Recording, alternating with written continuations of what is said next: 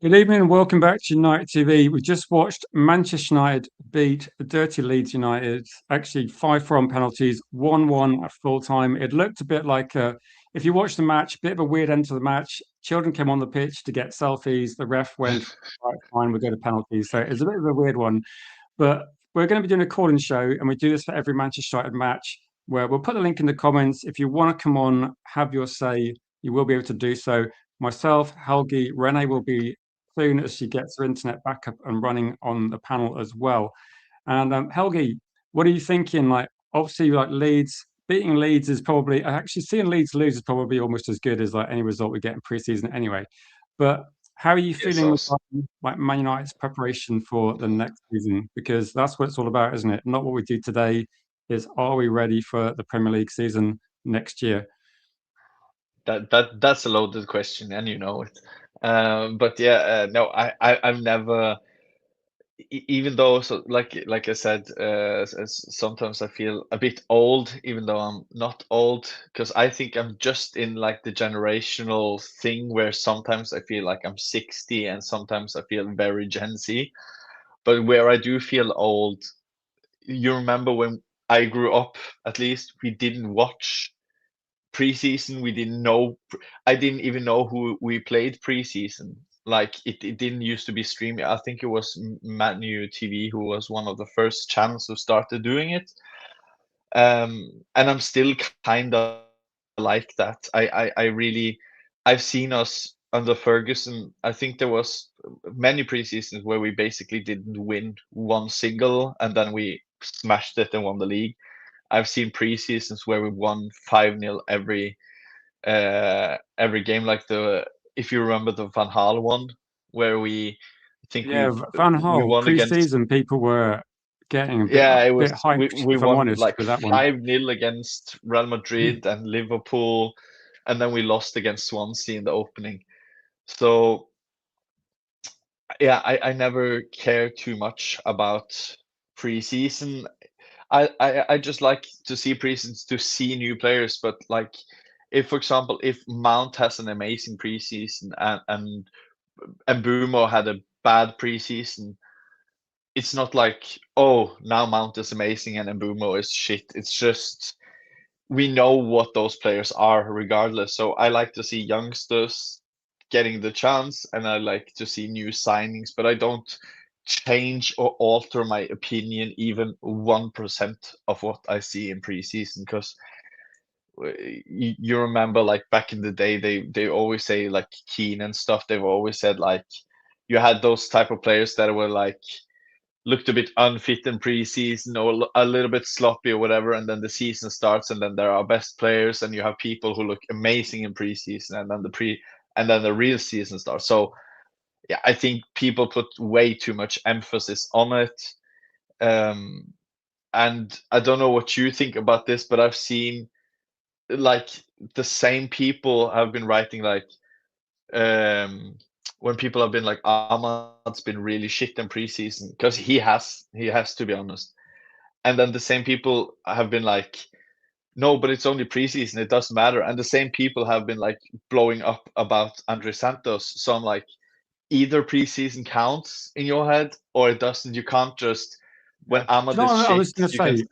I think you this get me? pre-season, like watching today, I'm wondering, just as a general thing, I'm wondering if there's going to be a big World Cup hangover. A lot of games, a lot of football. And Brian Mbeumo Yeah, didn't play in the World Cup. He looked really good. He looked sharp. He looked like the best player in the all first half. And I was preseason. thinking, yeah, I was just thinking, are we going to be seeing something like this? Are we going to see that it's a long season? And maybe with Majalo, I think with Majalo, it's like it's difficult when you come back from international break, isn't it? So, to assess players. If also, I think some, also we yeah, I was know, going to say these players have a mixture of match fitness, don't they, Helgi? So it might be like you said, the best players will take a bit of time to get match fitness. But I mean, I'm not going to say Zerk and scored, also let's keep him because exactly, like that's my point. So we already seen Ahmad for years. We know, like, if you think he's good, he's still good. If you don't like Ahmad that much, you're still not going to like the players aren't like it's not, because it all has to do when Premier League starts. and the real game starts. Because if Ahmad's been amazing in preseason and then is invisible in the first 5 games, what does the preseason matter? And likewise, if he has been poor and he has been amazing when the season starts, the preseason doesn't matter. So that's why I don't. And like Bilal says, Della still can't cross. So it's like if Dalot had brilliant crosses in preseason, it's like when the season starts, we all know, we have seen him for 8 years. We still know he's going to do the same Dalot things. But yeah, I agree with Big Dog there 100%. I just don't get why Collier or the Fletcher brothers or stuff like that get playtime while JJ doesn't. Because we have to be careful with JJ, because I don't mean we just have to play him, but I'm a bit worried that he will. You heard it here first, but I'm a bit worried that he's going to go, to be honest, because the project, like, we have to have a really good season for him to stay. And I know it sounds weird because he's 15, 16, but yeah, he has one.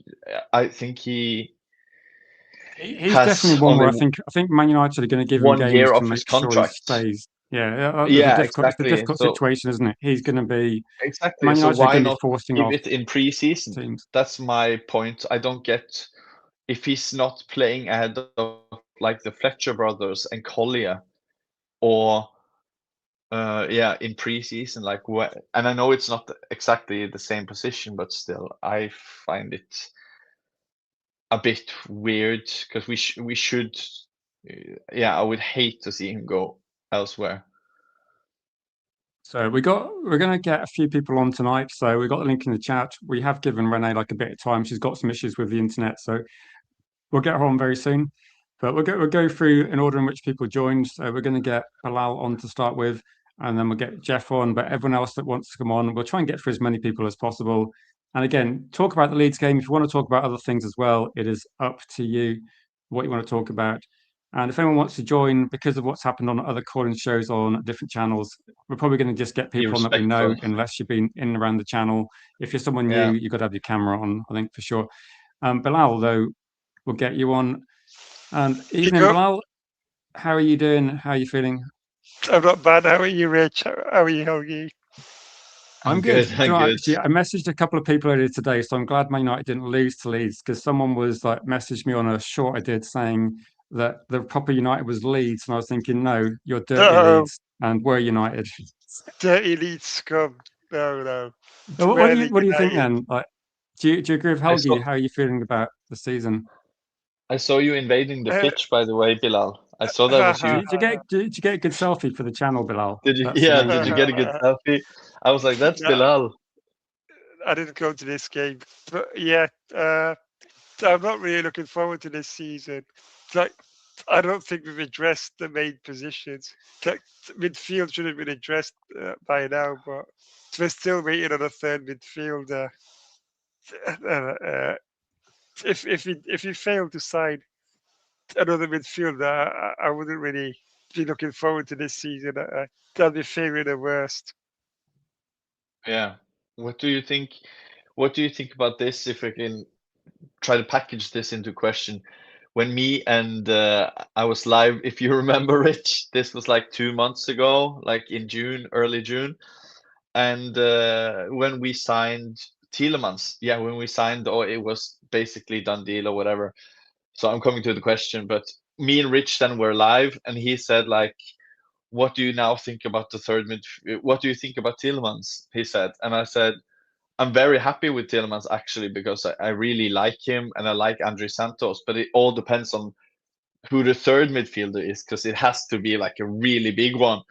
And so my question to you is, not only are we basically not getting a third one, but if we are, it's like who who would you pick? Who would not be underwhelming if you had to choose? Because we are not going to sign someone over 70 mil. So is it going to be underwhelming regardless? Is my question. A lot of people on this channel don't really rate this player, but I think Sander Berge would be a good player for us. At this stage, I would take him over anyone Yeah. else. Yeah, as a Norwegian, I like him, but Yeah. for me, it's about the balance of things. Like if you said in May, our midfield, imagine saying this to someone in May on this show, people would go mad if I said, yeah, the rebuild is going. I can see in the future. My name is Helgi, and I've swallowed a mystery ball. That sounded weird, but our midfield rebuild is Andres Santos from Chelsea. What? Tielemans? Okay, I like him, but that's a bit Alfred Berg. Like that would be a very Nottingham Forest. It's a good mid. Like I like Berg, I like Tielemans, I like Andres Santos, but those three together, are they? You're not winning the Well, league with them. my number one choices have been sold elsewhere, so Yep, it's slim pickings exactly. now. It's slim pickings. Like that's Exactly. what I said. Verge. Like I would have chosen to go for him at the start of the window, but we missed out on Anderson. So that's what they tell us. We missed out on Anderson. We missed out on Sangare. Missed out on Buwadi. Buadi, Tonali, Yeah, Mateus Tonali, Fernandes, the list Fernandez. goes Yeah, on. goes on and on. Yeah. Alex Scott's So, too expensive. so that's Apparently, what Yeah, Wharton. You got Wharton too expensive. believe is injured.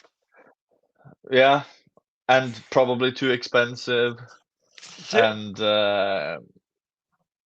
that's I why think at this stage I'd go for Berg. what do you think about? Because I've been thinking about this for the last 2 days. When people say you have certain part of the fan base who said, "Oh, it's good we're not spending big wages, big players because we've done in the past," but that's not saying, "Oh, I don't want to hit on a hot girl because the last time I hit on a hot girl it didn't work, so now I'm going for ugly girls." It doesn't make sense. But okay, if you are of that opinion, then I would say, okay, no big players, but we should still be spending the same amount of money. We are just not spending. So if you get me, so let's say if we had 300 million to spend, right? And they say to us, "Oh no, we're not going to buy the 100 million. We're not going to buy the expensive." Then I say, okay, if that's your choice, then do it. Then buy me 6, 7 players. yeah. Uh, The thing is, though, it's not if like the players aren't available. And the thing that's frustrating is, I don't really mind if Man United don't spend £100 million on a player. I would just say, like, where's no, the left back? Where's the striker? Where's you, like you the can the still third spend. midfielder? So if you have 300 million, for example, and they say to us fans or whatever, we don't want to do those marquee. We think it's better to bulk up at this point and like get a wide squad. Then I would say, okay, I don't 100% agree, but I see your point. Then buy like 50, 50, 50, 50, 50, 50 then. So We're not even doing that. they're not doing either ones. So No. it's all bullshit the thing about wage structure and thing. And I think it's also hypocritical of the club by, oh, we're going to sack half the workforce, or we're going to take money off the ex-players charity and stuff like that. But at the same time, we're going to keep Rashford, which his salary is all that I just mentioned. So Rashford's salary in about 8 or 9 months is the equivalent of all the workforce and the ex-players charity. So I feel like, are you saving money or are you not? Like, and they say, oh, we don't want to be. Right. The problem Before is we get Jeff on, Bilal, is there anything you want to say about tonight's game? Because we need to get a yeah. few callers through. Tonight's game, yeah, I thought we were good in the first half. Yeah. Brimo played well, and Yeah. so I was impressed with Dan Armour. I thought he intercepted a few balls. Good, that was good. And I thought the rest of the match was quite What do you make of Harry mediocre. Mass? That's one question I might be asking because Harry Mass Oh, playing tonight, rumored to be leaving for, or maybe available for like a very cheap price. What's your he thoughts? was impressive. I was impressed with him. To be fair, I don't understand why we're trying to get rid of him. I think we should keep him this season. If we're not going to sign anyone else for the left back position, like I would keep Abbas as a I thought he backup did to okay. Shaw. I thought he looked like he'd bulked up a little bit. That's He what I was did. thinking. He does seem quite physical. Like every time I've seen him play for us, he does seem like he puts a tackle in and he can handle pressure, can handle getting tackled. But yeah, so It's a kind of a tricky one though, because I think he's in the last year of his contract. he But is. I don't understand about why you're trying to get rid of him for 6 million though. Like, can you not get a lot Yeah, more for him? and buying the 13-year-old from La Liga too. Like, couldn't we just keep Amos instead? Like, but I don't obviously I understand don't what know. this club is trying to do. Like, I don't understand their tactic or anything like that. I don't Is even know if they got is any it plans or not. is it maybe because not it's sure. homegrown kind of thing in the books? I don't know. That Amos Possibly. is, I don't know. I've not been I talking don't about much money. understand. But anyway, we're going to get Jeff All in. right. Bilal, thanks for See calling you in, Bilal. guys. Thanks for having me. Let's talk to you again. I'll get you on soon. So we're going to get on Jeff, and interesting to see what Jeff has to say tonight. And we were talking about maths only earlier today, and Jeff was saying he's bulked up a bit, looks pretty decent. But big up to you, Jeff. Hope you've had a good day, and how are you doing today?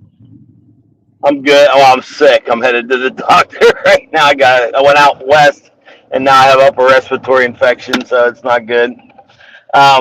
But anyway, hey, I'll run through my stuff real quick and then give somebody else a chance. At least it's a little bit earlier in the evening. We're talking this time, Helgi.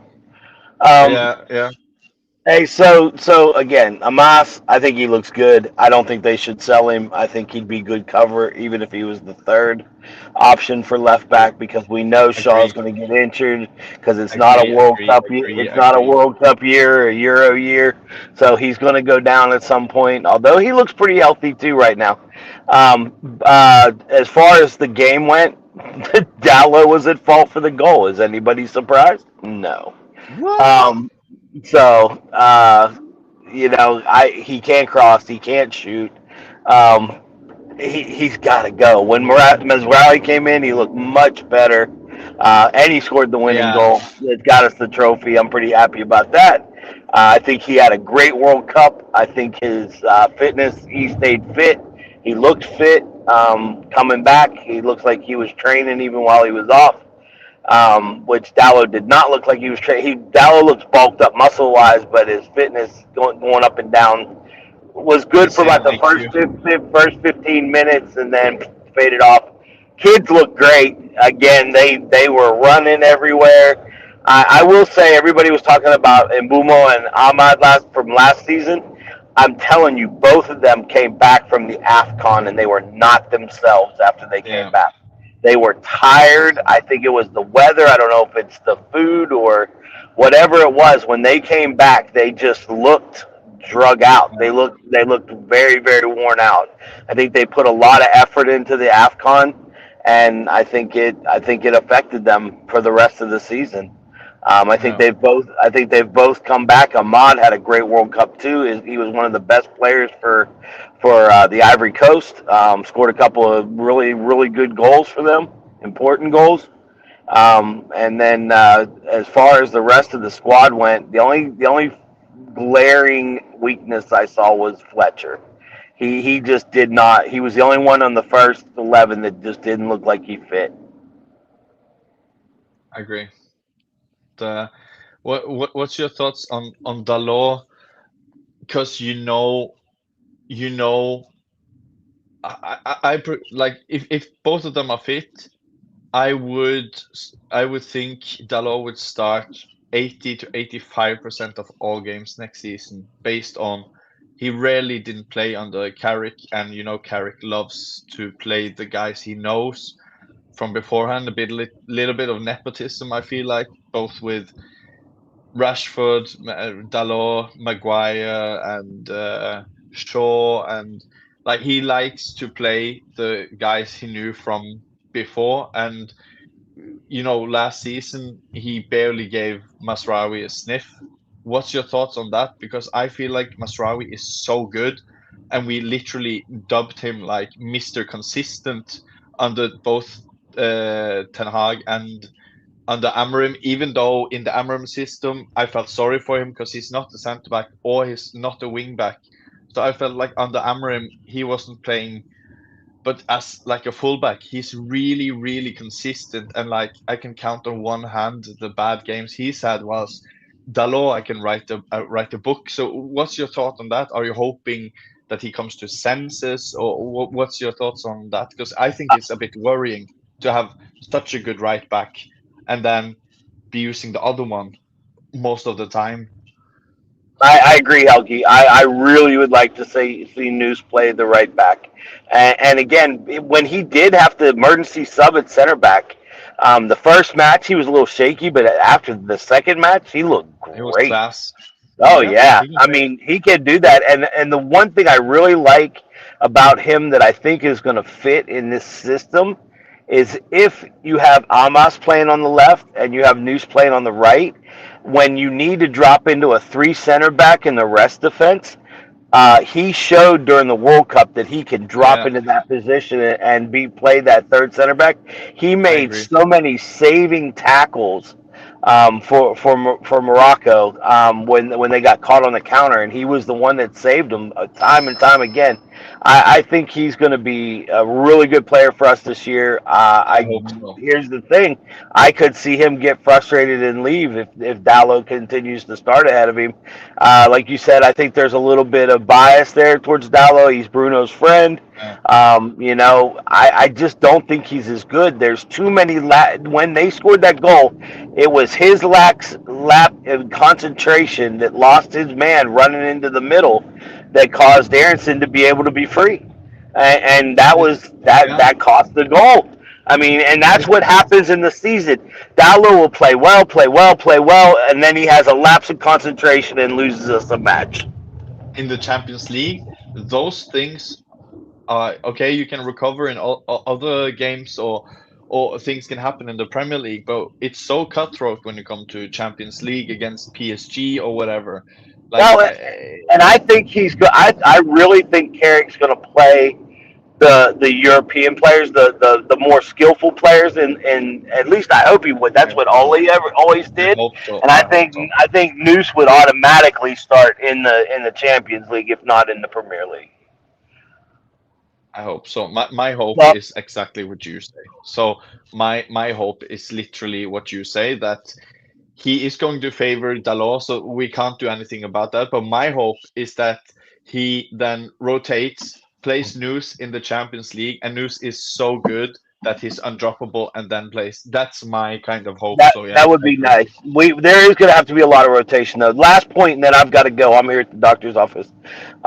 The last point I have is we are developing a bad habit in this preseason, and I'm hoping that it doesn't carry over into the season. I really would like to see the full 11 next week to see if they can stop this. Every time we score a goal, we get scored on not long after that, or we give up the first goal and then have to fight back for the second one. I'd like to see at least one clean sheet coming out of this preseason, I agree. and I'd love to have it A little against bit more Amarin. control, right? A little Yeah, bit control. I'm out. I have See to y'all. feel that. Yeah, Big up, Jeff. yeah, Thank you for your call. And yeah, Jeff definitely got his point across regarding a few things, as Blau in the comments said. I'll go for a few of the comments before we get Neil on very shortly. Mickey said yeah. he's late, but whoever talked about Omer saying, I agree. How are we only just learning about him? I think there's a lot of academy players that people talk about at Manchester United, and I think this is probably, I think some of them are getting opportunities. I think some of them where people will question whether they get enough opportunities, but we'll see. If anyone's got any comments, questions, we'll go through a few. This one, Bilal said he forgot a few of his points. I don't know, maybe it's the pressure of like Helgi's interrogation, possibly. But no, hopefully Jeff's okay. I know Jeff says on his way to like get treated, so hopefully Jeff's all good. It's probably And Glazers that made him sick. yeah, no, So regarding this one as well, we'll try and like steer the conversation away from, I think, certain players we talk about Dallo quite a lot. But maybe with this one, I would say like if Michael Carrick starts off the season winning, then I think he's going to keep a consistent team. But we'll have to see what he goes with next season. I think last season was very different, one game a week. This season, you got to rotate. You got to keep you can't have 11 players. You've got to have like 15, 16 regularly involved. So we're going to bring on Neil and see what Neil has to say about tonight's match. Big up to you, Neil. How you doing, mate? Hello, you legend. Oh, yeah, right. Tonight's game, it was okay. Nothing special, was it? We played well first half, Leeds played well second half. Why wouldn't Shay Lacey play tonight? Is he injured? Good question. I don't know.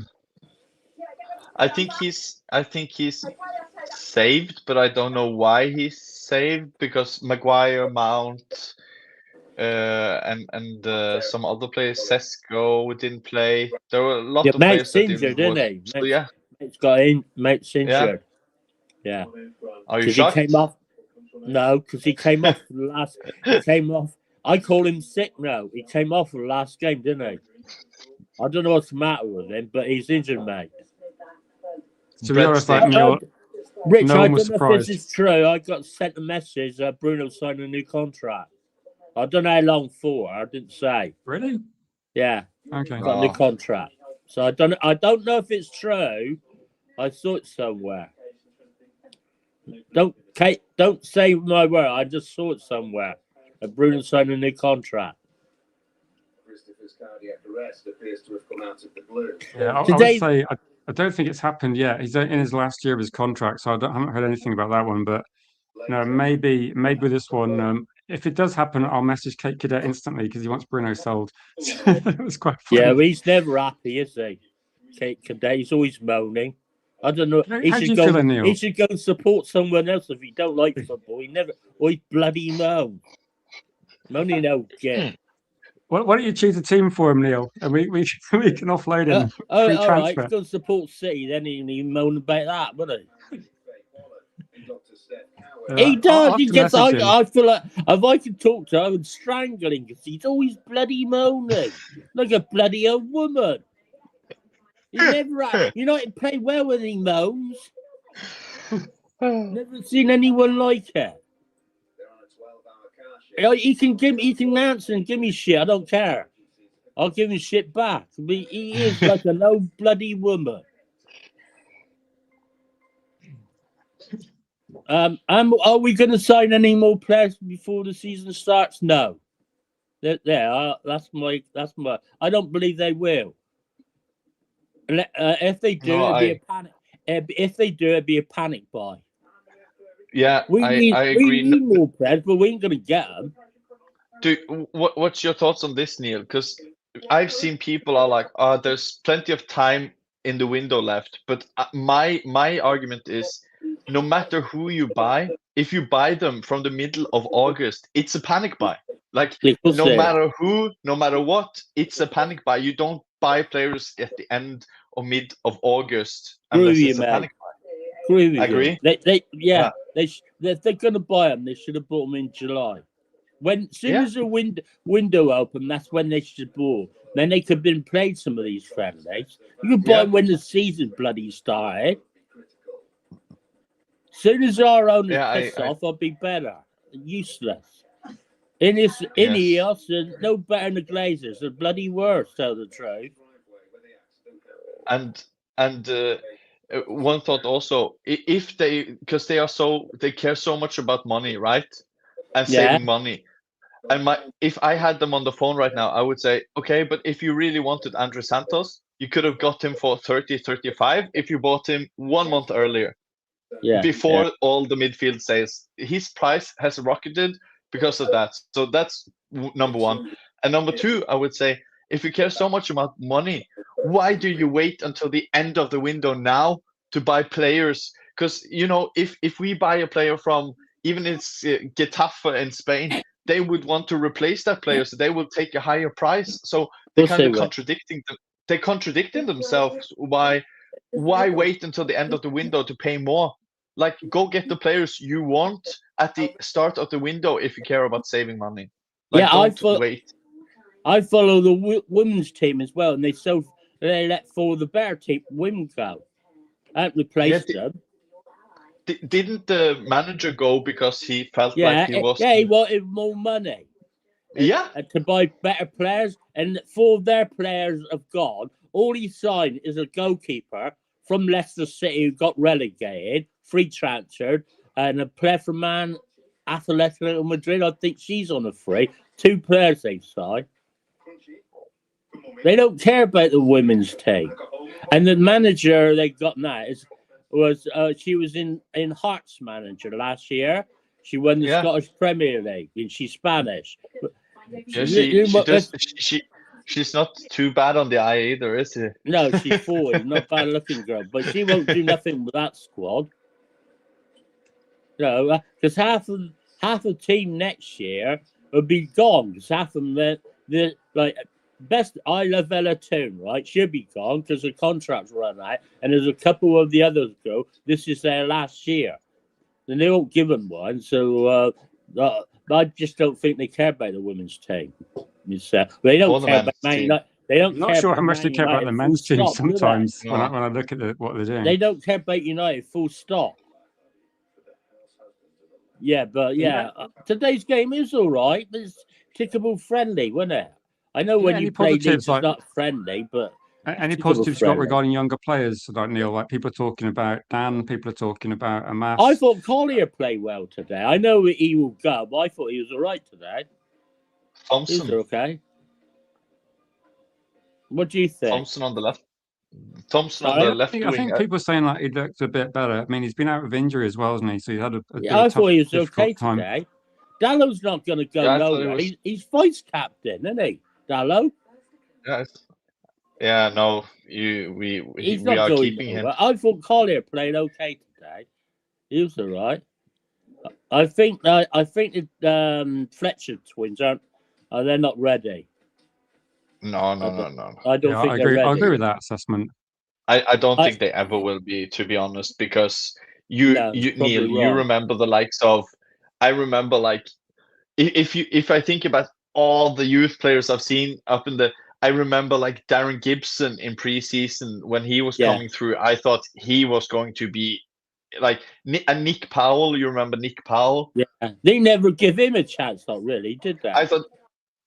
Yeah, they Darren Gibson and Nick Powell are miles better than Fletcher Brothers or Hannibal or Collier or whatever, and they didn't end up even in the Premier League. So I think our standards have gone way down, because if Darren Gibson or Nick Powell came up today, people would have been like, "Oh, that's the new Vitinha" or whatever. I think the standards have dropped so much, because I remember when I watched those players, and Janusai, he was amazing when he came through. I thought we had one of the best players. Like, those talents coming through today aren't as even. He looked actually quite good, didn't he? I don't know what happened with Januzaj. He looked like he had a really good close control. He looked like a good player. It was professionalism. That was his thing. Like, Nick Powell never really got a chance, did he? Really? No, but he got a lot of injuries as well, didn't he? Got a lot of injuries. His passing and shooting was oh my days. That was world class. Player. But he never got a look in, not really. That's the trouble. I like to see Jim. Was it Jim Tweets or Tweets, whatever his name? They call him the new Paul. Yeah, they call him the new Paul Scholes. Why isn't he playing that? You might be only, like they say, if you're old enough, you're good enough. He's only 18, isn't he? That's a good example. That's a good example, because when I see Thwaites, then I think, oh, he is better than I remember Darren Gibson and Nick Powell and those. Like, Nick Thwaites, every time I've seen him, and for the youth and like clips also, like, he just looks so good. Like, when you watched Manu for the first time as a youth player, you were just like, okay, he's the real deal. And I feel I agree with you. I feel Thwaites. I like, don't play Collier, don't play Fletcher, don't play those type of. We know that like we know they won't have a Man United future. No matter what, no matter who, we will buy someone better than them, even if they reach their full potential, because we've seen it all for so many years. But Thwaites, I see something really good in him, and I would like play JJ, play Thwaites. Don't play these weird players we know don't have a future in our first team. Yeah, like Musa That Noon Scottish says. boy at the back, he looks quite good, doesn't he? The Scottish boy who plays at Yeah. the back, he looked quite good. Amber, oh, I can't remember what his Yeah. name was. Now. He looks quite good. He played centre half. Came on in the second half. Yeah, he looked pretty decent actually. I think a lot of people in the chat were saying he did well. You're thinking of like Dan. Dan Yeah. Armour. That's Yeah, a pretty Amber, good that's it. Yeah, name him. for a defender as well. Yeah, he looks quite a good player. I don't know. Yeah. I don't know what to. I think we'll have a good season, but I think there's going to be without any more signings. I think we're struggling getting the Champions League. I do, because we need what? Yeah, what's 3 or a good 4 more. season? When you say we're going to have a good season, what's a because that's the thing that I've been thinking about when people are happy with the transfer window or whatever, and I'm thinking, do you know what's the real question is, where are your standards? Because if someone is happy with us getting 4th, then this is an okay window. If someone is standards like me, we ended 3rd, we should push on for more. This is a shit window, and I'm worried for the season. Yeah, I think understand that. when I'm kind of being called negative or whatever, because I'm really worried about next season, it's not because I think we're going to end 15th. It's because I don't want us for the next 10 years to be happy with 4th at all. No. I'm not having it. I'm not having it. So if you think mate, it 4th doesn't matter what we yeah. want to. It doesn't matter what we want. We don't own the club. Exactly. I want us to win a trophy, right? Get top 4. But my worry, not this team. I think if they don't buy any more, I think we might get 6, may win a trophy. Depends on who we get. But I think we will struggle with this team because it's not strong enough. All we need is a couple injuries and we're buggered, don't we? I think with this one, it's for me, the concern I've got is probably fixture congestion, rotation, injuries, that sort of thing. It's not going to happen in the first month of the season, but it's going to be at some point in the season. You need more depth. I think that's what we did, Rich. You're right. Yeah, because I was thinking about. Let's say if we don't get left back, we're gonna have to get other callers in a second. But if you've got any final point you want to raise, great to talk to you. Cheers, mate. No, big up to you, Neil. We're going to get Tyrone in because I did say to Tyrone, "Come on," guys. And then we got Curtis on after that as well. Big up to you, Neil. Cheers, bye. Bye. And let's get Mr. Tyrone on. Welcome, Tyrone. Good to speak to you, mate. Hola. How you doing? Hola. How you both doing? Hola. Hello. Yeah, good. How you doing, Tyrone? What are your thoughts? So initially I thought Mbeumo looked really, really sharp. I was really impressed with him. I was happy with Xerxes up to a point, but when I was watching it, I was thinking to myself, if he's going to be leaving, what's the point in him starting? Exactly. Yeah, I did like Dorgu as well. I liked the link up between Mbeumo and Dorgu for that first goal. I thought it was scintillating. I agree. And Tyler Fletcher, I'm not going to get in on him as much as I'd like to. I thought he was okay, apart from one mistake. But I don't know if he's going to be the long-term future of the club. So it just frustrates me. He doesn't start himself. But you know what annoys me, Helgi? It's when I see players like this getting a chance and I don't see Jim Thwaites getting a chance when I know for a fact. I've watched both players. I know he's much better than them, like technically. And he everyone can see it. Yeah. Everyone. Unless you're Stevie Wonder, of course. But do you think he's going to get a chance though, Tyrone? Because I've heard loads about Thwaites recently. He's the one that people think is going to get an opportunity. So surely it's going to happen at some point. I want to see, because I like Lacey, right? So I think Lacey's one of the young players that's come through that looks really good. And Thwaites, those two for me. Yeah, I agree. A lot of people have been calling for JJ Gabriel. I think he's 15 years old, guys. That's one of the main Yeah, reasons I know. he's not being pushed in. Maybe in a couple of years he'll be ready, but I am worried about him not getting any opportunities, because I do look at it and think, you know, if another club comes in for him, like Barca, he could be off. So we should be giving him opportunity. Exactly. And you have the likes of, because I agree with your point, because that's my point. No, that's my opinion as well, the same as you. But I actually also at the same time disagree with it. So it's weird because I have the same opinion as you, but I still disagree with it, because I kept thinking to myself, if JJ was at Barca, if he was at, I don't know, City or Bayern, like, you know, Carl, or what's it called in Bayern, I think he would have played much more. They wouldn't care about his age.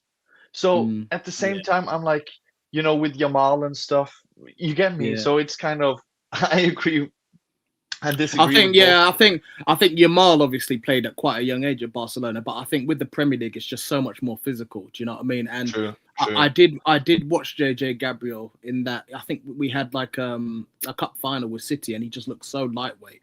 He had no effect on the game. He needs to work on his physicality for me, and then once he's strong enough and fit, like, to kind of cope. It's just one of those things, isn't it? It's like, it's not stopped growing, so it's really difficult to then say.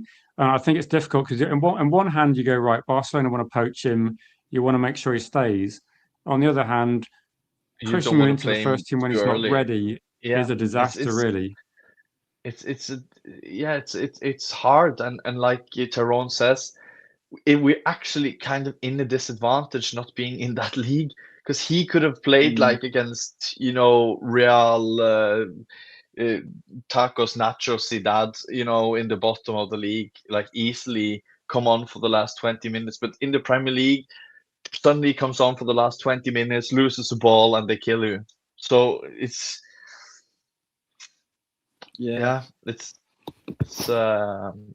I'm thinking maybe the Twins are in ahead of people like Thwaites because of that physicality, because they're kind of ready for men's football. But in terms of technical ability, I just don't think. I don't think Jack Fletcher's there. Tyler Fletcher's a lot better than his brother. For me, Jack Fletcher was awful when he came on. Didn't I? Who? That says it all. Who is who?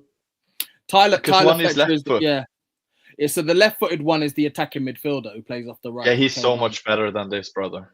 Oh, you think he's better than Tyler? Tyler started the game. Tyler was the one who started the McTominay regen. Yeah, I think Tyler. I think for me, in my opinion, I think Tyler's the better one out of the two. I don't know what it gave me trauma watching. I sent it. I don't know if you saw it on Twitter, but I wrote like 17 Brazilian Andre Santos alongside 39 with the same playing style as McTominay. It gave me so McFred vibes. The whole first, I was like almost traumatized watching. Because like. That's what Darius said to me, but he sounded pleased. He sounded so happy about it. I got messaged the same thing. Like Darius messaged me and said, we got McFred. And then Helgi said, we got McFred. And I was thinking, so funny. Yeah, for some people, it's going to be nice. For some people, it's going to be like, what is going on, guys? I did like some of the play at the beginning of the first half was really nice, like the little one-touch play with Santos, Orgu, and Xerxes. I thought it was really good to watch. Second half, we kind of like went off the boil. I mean, I don't understand why Dalot doesn't actually try and get to the byline and cross enough. I mean, he kept cutting in. It was like watching like a right-footed Luke Shaw. He was so bad. He looks quite unfit at the moment for me. What do you think? Because I was thinking about what was the difference between those two halves. Because we subbed some players, but what do you think about this? I think it maybe was because Mbumo was constantly threatening in behind, and the same was Dorgu was running in behind and trying.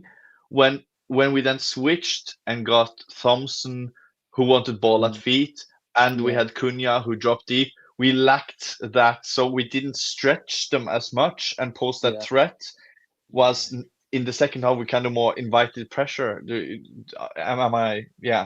I think that was kind of the difference. We didn't have runners in behind, and I think we have to be really careful about that next season when we play people, that we always have a runner like Mbumo or Dorgu, one of them or Rashford actually someone Yeah. to run in behind and threaten, because I don't.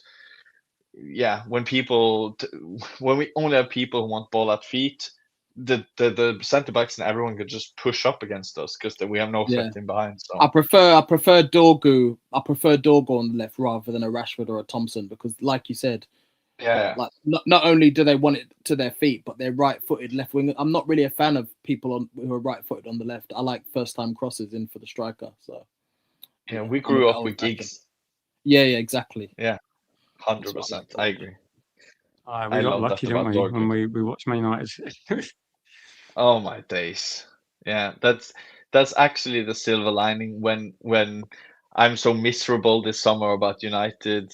Sometimes I have to be like, but at least I got born in 94 and got to be like literally 14 years old when we won the Champions League and had posters of Cristiano Ronaldo on my wall when he won the Ballon d'Or when I was 14. So you kind of have to sometimes look at it like you won't be a successful club no matter who you are, basically from you're born to you die. So at least we got to, like, oh my god, what a team and what players, so many teams we got to grow up with at least. So maybe this is our time to just take it a bit on the chin. Ian's saying, when will we get a Giggs regen? I think the closest I've never seen anything like Giggs, though. Can you think of a player that comes in as a 17, 18-year-old and plays to nearly 40 at the highest level? I don't think I've ever seen it before. No, not like Giggs. I saw someone write about Giggs, and they said, let's imagine this new player that comes onto the pitch, and he plays from his 20 to his 40, and he had 10 assists in. So this is not even goals, but 10 assists in average in those 20 years. Just imagine that Premier League player. If you just create a new player now, and just from his 20 to his 40, he's had 10 assists a season. Or if you compartmentalize it to 20 to 30, it's 20 assists a season for 10 years. Like, that's how good Giggs. It's crazy. There's not many. I think it's only Gareth Bale I'd put above Giggs. There's not many. Do you know what I was going to say with like Ryan Giggs? Ryan Giggs didn't have a lot of physicality either. So when you're talking about younger players, but you could not. Watching him play in the early 90s, you couldn't even foul him. Like, you couldn't foul him because he was too skillful. No. So yeah, I think in terms of like the physicality, I think it depends on what position you're playing for sure. But I think if you're good enough, it doesn't matter about your age. I mean, he was just. I mean, it wasn't just elite speed either. It was just technique, which I don't think we've seen that today. Like, I know when people talk about like stats and things, I think if Ryan Giggs was playing today in a 4-3-3, you're talking about someone that benches Mo Salah, no problem at all. There's no way Salah gets. Do you think he'd score the same amount of goals though, Giggsy? Because more. I think he'd score way more today. Like way more. I don't know. If you look at him when he used to track back so much in a 4-4-2, he was more the provider and work hard, but if he played in like how the wingers are now, like the strikers aren't even strikers, they're facilitators for the wingers now even. So can you imagine, like, with the way football's changed and the way you can't foul people, how do you get the ball off Ryan Giggs? Like, how do you stop him? Wow. But I think what impressed me about Giggs, like in comparison to Bale, is when he stopped being a winger and he started to play in the midfield, and you saw his IQ, like the way he could pick out a pass. He was unbelievable. And how little he was injured, by the way. Bale was injured a lot, and he had a shit start to, like, he was like in Spurs and he was left. Like, Giggs has been class from day one to the last day. It's mental. The same thing with this one, like, I don't think you're going to see a player like Ryan Giggs come through the same way. Like, you have players like Cafu that are pretty much on the match from minute 1 to minute 90. I don't think you're ever going to see that level of athleticism again. No. Like Ryan Giggs as well. I think the thing about Giggs and Beckham that people don't give them enough credit for is off the ball work. Phenomenal. The running. It's the running. I remember watching this clip, Ryan Giggs running back, defending on the edge of the box. He's about 35. And he's running back, defending, and it's ridiculous. So, no excuses for some lazy players that don't do that. We're going to get on Curtis in a second. You got any points you want to make, Tyrone? I mean, also, Tyrone, make sure you jump in the next calling show as well. It'd be good to get you back on. Yeah. I think the last few comments I'm going to say is I just hope Manchester United can get another midfielder in because I think we desperately need one. Yeah. Who do you want, Tyrone? Like, if you got realistic, obviously, don't say too many because there's no way I'm making that thumbnail again. I can't say Adam Wharton's not realistic, is he? So I can't say him. It No, should I think be. he's It's too so expensive. crazy that a Palace player isn't realistic for us. It's It's but unbelievable. yeah, you are isn't it? right. But it is crazy. It is crazy that we sit here and say Alex Scott and Wharton is not happening for Man United. It's I don't want to live in this space. But yeah, who do you think that we can get? I think Yeah. Sander Berger's probably the most easiest one to get right now. But it wouldn't be my first choice. But I'd be okay if he came in. He gives us adequate cover. Mine is Kone, without a doubt. I would have taken him before the window started, but as you say, I respect people because I see people also the divided opinion on stuff. But when you have seen a player lots of times, I've seen him in Germany for when he was at Germany. I've seen him for so many years, and I've always liked him from the first time I watched him. I was How like, much do wow, you think he's he good, costs then, and it's Helgi? just Like, what realistic price for Kone, how much do you reckon? 50 is If very it's 50, realistic.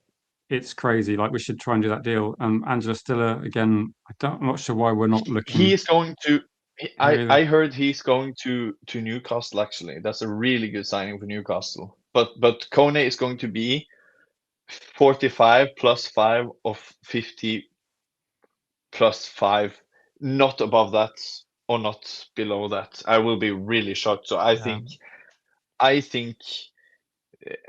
just have a feeling we will buy him, and he will suit. He is very like aggressive, front foot, kind of like the Anderson type player, like really aggressive, runs around the pitch, tackles. He suits to play with Menu. He suits to play with Tielemans. Really good. So I think, in my opinion, but I get people are kind of skeptic, but it's like I have no qualms about like if he would be one of the fan favorites from day one almost. He is. I don't know so what's happened much to. better. What's happened to? Speaking of Kones, what's happened to Sekou Kone, our own Kone? 'Cause I thought he looked. he's in. Has he been They loaned dug out? him down in that village in Swiss again. He's loaned out to the same club, Tyrone. He's I loaned don't out to the understand it same. because give the guy a chance, but they'll rather give the chance to Tyler Fletcher and his brother. It's annoying. Yeah, It's starting to piss me off a bit, to be honest. yeah. That's there's only a few people who get opportunities at the club, and it's not right. why do we bring all these young players and then don't give them opportunities? Exactly. Anyway, before I blow my top, I better let you guys go. Thanks a lot. Yeah, for no having me worries. on. Because sometimes I start streams, Tyrone, and I go, right, I'm going to be really calm. And then people in the comments start going, we've made those signings. And gradually I just think, no, guys, you're just making me angry now. So no, big up to you, Tyrone. Cheers, man. Do you know what the thing is, though? I don't like to rant or shout, but sometimes you get frustrated. But everybody has one of those days, don't they? When you're being filmed as well, it's not ideal. Yeah, I think also, like I said to you on Twitter for a couple of days ago, I think it's not at this point even human to not be a bit angry of some sorts, because Yeah, I think you just question what's going on. So we got a couple of recorders to get on. We got Curtis on now. So Curtis, hope you're doing well, my friend. Thanks for being patient backstage. How are you feeling? Well, not so good, but I had watched the game. I thought we look okay on the ball. The passing's fine, smooth enough, no real panic. But you can see the massive gaps in the midfield.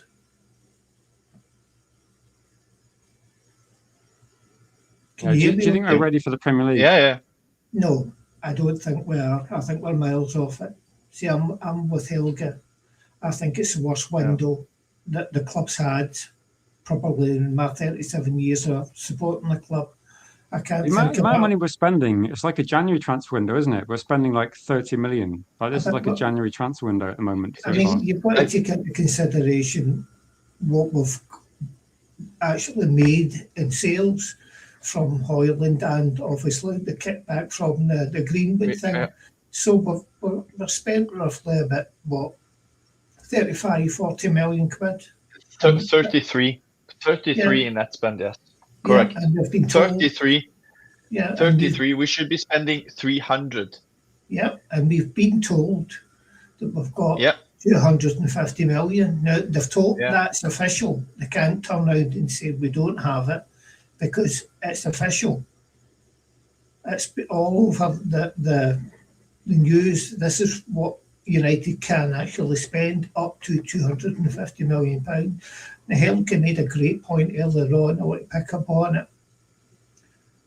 At which point do we start to say to yourself that this Man United board cannot seem to find a £50 million player in the world of football right now?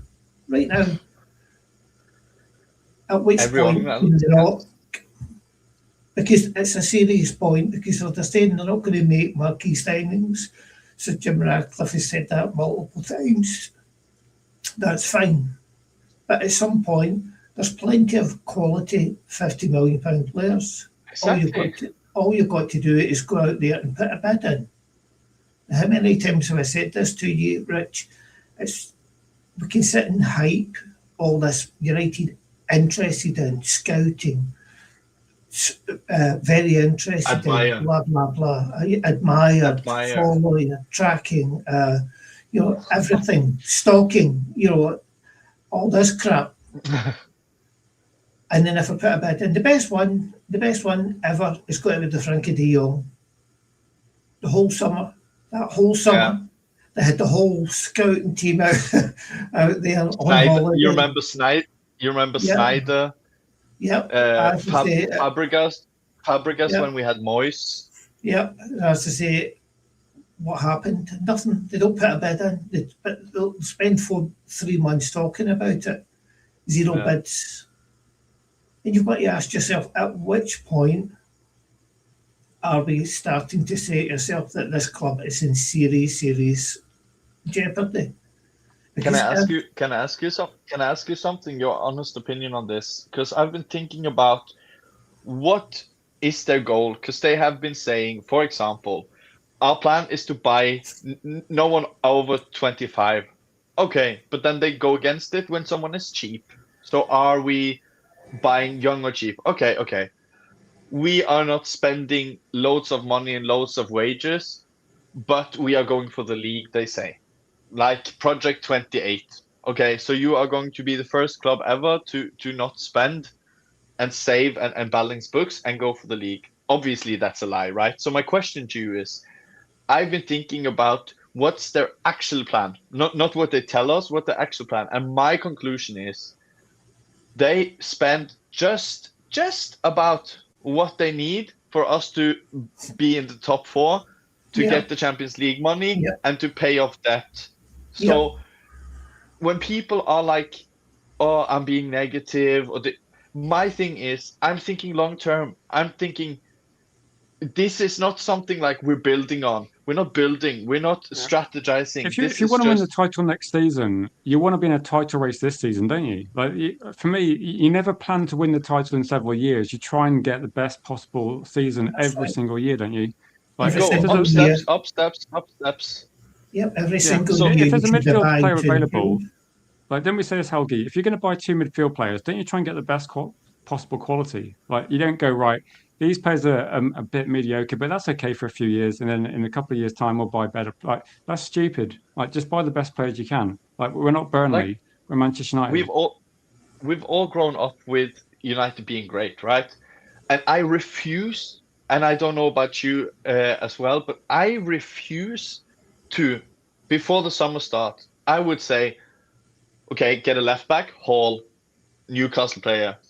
Get, I don't know, Tonali, let's say Tonali, Anderson, and Mateus Fernandes. And I know that sounds extreme now, but it shouldn't be. And that's my thing. We should be able to get Hall, a guy who relegated with West Ham, Anderson, who played for Forest, and Tonali, who wanted to leave Newcastle, and Hall, and a left winger and a striker. That's 6 players with all the things we've saved. And I feel mental saying this. That's how far they have taken us from what we should have been. Because when I say now and say to the chat, Hall, Tonali, Mateus Fernandes, Anderson, a left winger and a backup striker, I sound mental.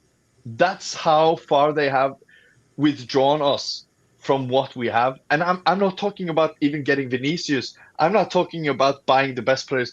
I'm talking about getting Hall. I'm talking about getting Mateus Fernandes and Tonali. And me even just saying this feels like I'm being unrealistic. And that's my issue. If what I'm saying is unrealistic, how far have we fallen as a club? Do you get my point? We're falling so far that we're accepting mediocrity now. It's as simple as that. What do you want in the rest of Curtis, before we get JR on, last question, what do you want in the rest of the window? Like, assuming we do some deals, like, what are you hoping we get? I would look at it this way. I think that let's put it this way, I'm hoping that there's going to be a surge right at the death, because I think if they go into the summer, the new season, there'll be mass riots. So I think there's a chance we'll probably pick up Coney and Berg, which I think would actually be good business, because both of them are good players, solid players. They know what they're doing. They would fill the gap of that central midfield area that Casemiro's left. I think we might pick up Hall, but then again, it's all down to whether or not the player actually wants to come to United. Yeah, it's really hard, isn't it? There's loads of like media spin regarding Hall. It's difficult to know what's you just true don't and know. what's You don't know what's agent-driven. true. So I think there's a chance we might get Hall. But other than that, I don't think they know what they're doing. Barada, there's another one. There's a classic example. He's telling you we'll be winning a title by 2028. Well, it's 2027 we're getting into this year, pal. And the team is absolutely crap. Yeah. It just isn't. Yeah. I'd say Arsenal finished second a few years before they won it. It's not easy to jump from being like, say, 4th or 5th to suddenly win the title. We're going to have to get JR on. Curtis, thank you for calling in tonight. It was great to get you on. Take care, guys. Yeah, it was brilliant having you. We're going to get JR waiting patiently behind. So let's move this comment. JR, how are you doing? I'm good. How are you? Hello. Yeah, I'm good. The main thing is Leeds lost. That's the take-home message. If any Leeds fans turn up, which I didn't expect they would, but always good. What do you think tonight? There's obviously a lot of comments that are angry about transfers. Question about the squad. Like, what's your thoughts? Right. Okay. I'm not going to be the greatest expert of tonight's game. I saw the last 10 minutes and I've just caught up with the highlights while I was waiting. Shout out to Ben Mee, Goalkeepers Union. He's had probably the best night of his career today, so good on him. I think everybody's getting the knickers in a twist regarding the transfers. Yeah, we're not where we want to be, but people have got. I think everyone's slowly realising we're not where we were 10 years ago, and I don't know where you've been for the last 5 years. That's one of the big things. We're not going to go. Ineos aren't going to go spending £100 million or anywhere in that region for another 3 or 4 years, unless we get bought out by somebody else. We're going to be spending 100 to 120 million every summer, and that'll be it. And these big signings will be off the table. But we're starting to see green shoots of recovery with the younger players, and I get more excited about seeing someone we've produced ourselves go through the levels. I never have got giddy, other than Ruud van Nistelrooy, ever really regarding signings coming in, because it's not about when you sign them. It's 50 games in, and it always has been. And how many times we've signed players in the last 10 years and got giddy after 50 games? Are they worth what we paid for them? You know. And Exactly. it's a case of I get annoyed with a large part of our fan base because they're like spoilt children who didn't get what they want at Christmas. And, you know, you've got to know where we are. That's it, basically. The player I wanted has gone to City, but we were never going to spend that sort of money. And you know, it'll be funny when he's in a relegation battle later on in the season, though. You are kind of right, because what's it called? Analogy. It's kind of like the Christmas kid, because yes, I do feel like that, because I hear what you say, but my thing is, we are spoiled kind of, but we should be spoiled as well, because we are United and we should always be best. So I understand you that we can't always be like, I think I this want is a new ages. toy. I think this is age as well, because me and Rich are a bit older than you, and we didn't always spend this money. We didn't. When Ferguson came in, we did it once or twice. No, it's not about spending, but it's about ambition. And yeah, but we still had. But Newcastle and Blackburn, all in the 90s, and Liverpool to an extent, all spent way more than us just at the beginning. Yeah. For the beginning of Ferguson's like championship years. Yeah, right. They outspent us by a mile. It's not right. He goes and he went and bought Lee Sharp, and went and bought Schmeichel, went and bought for sod all money, and then they went on to be championship winners. Irwin, and we need a bit of balance, right? So I'm sure if we get to the stage where we're nearly winning things again, because at the minute we're not, but if we're nearly winning the league, I'm pretty certain they'll find 100 million for a player to push us over. But what they're doing at the minute is the sensible aspect of it, and trying to build a nucleus of the team. And we need replacements for the likes of Dello, Shaw, and you don't need to spend 100 million to replace them.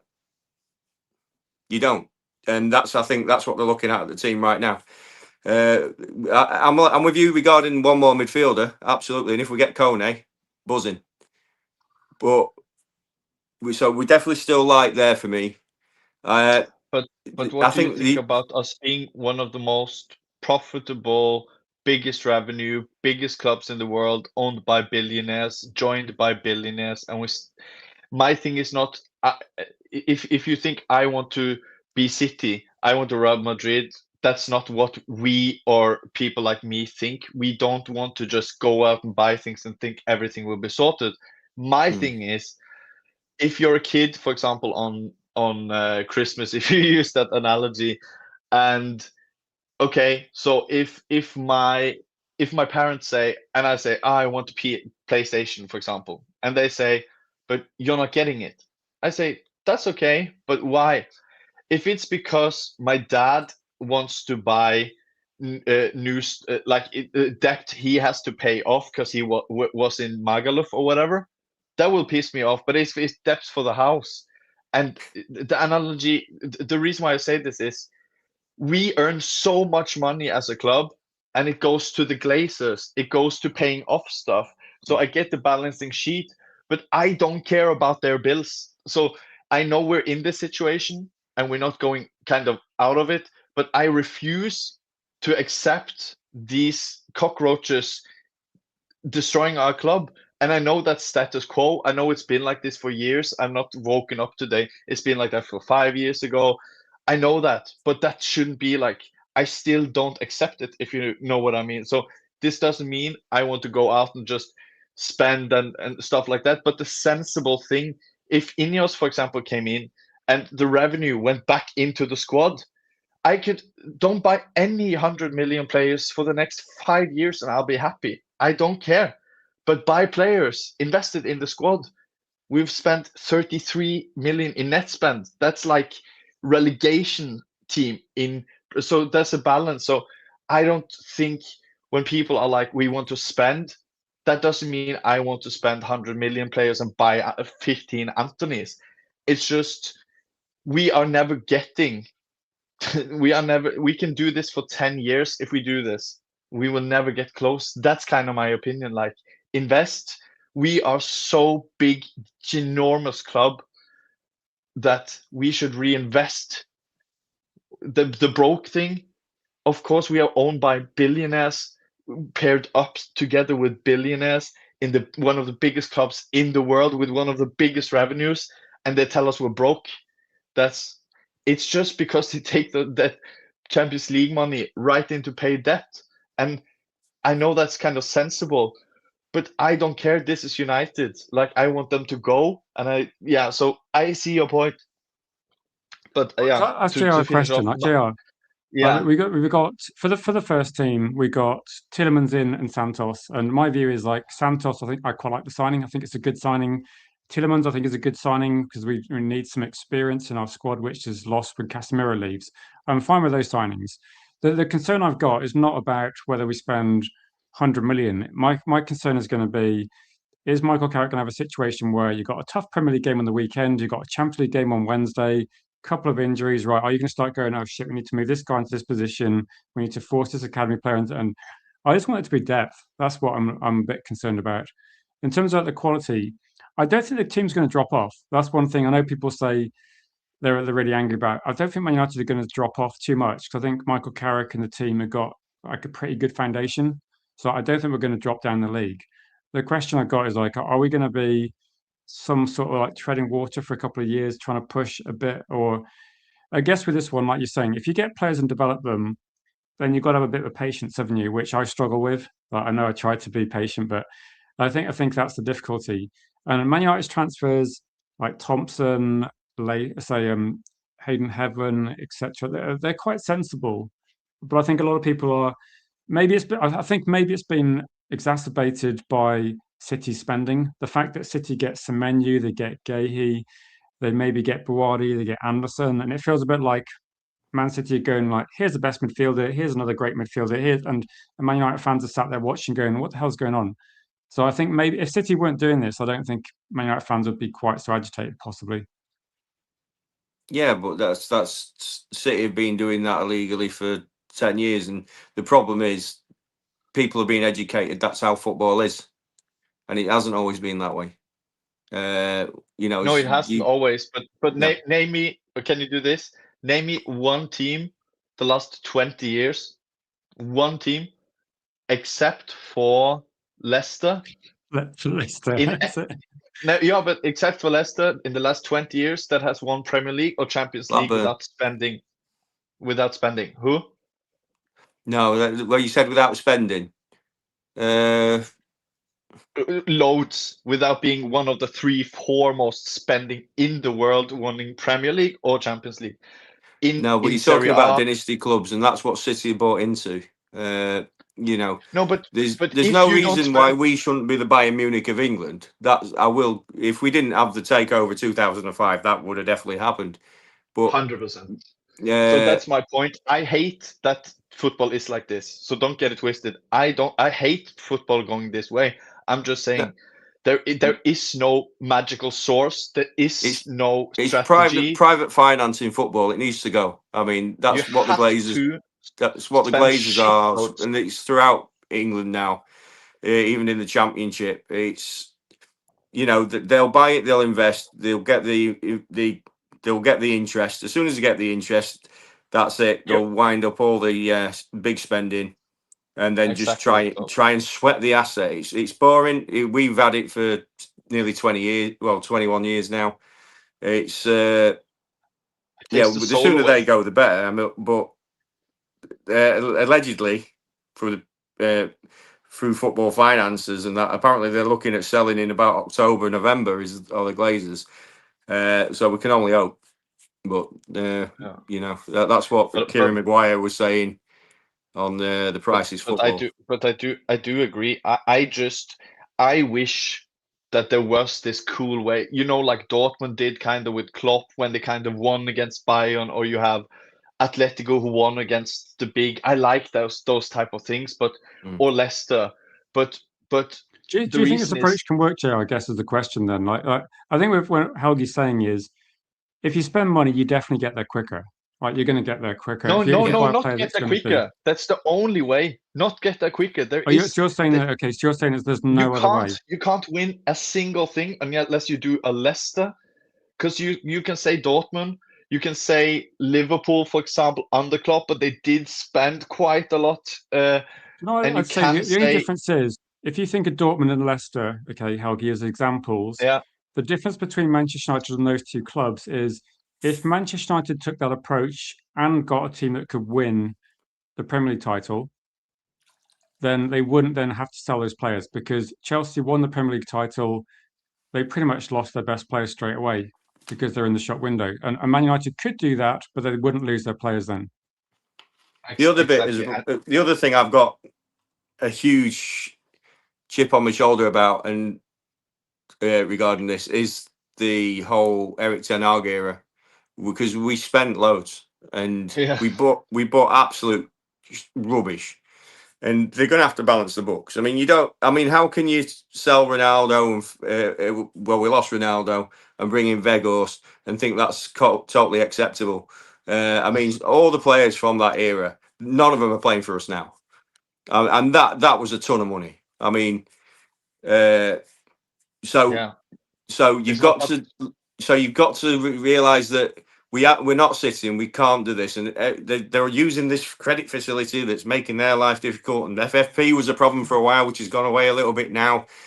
So, and this is the bit where we shouldn't be having to look at FFP with Man U, with Man United. We shouldn't be, but they are doing, and but it really gets my goat that people, the way people just lose it, especially with United fans. It's mainly younger ones, the older fans who lived through the 80s and stuff like that. It feels a bit like we've gone back to the 80s, to be honest, where we've brought in some big players and it's not quite worked, and hopefully Carrick can sort it out. And then when this is some tricky waters he's going through now, because he's got to try and maintain what you alluded to earlier about not dropping down the league. You said you're not really worried about that.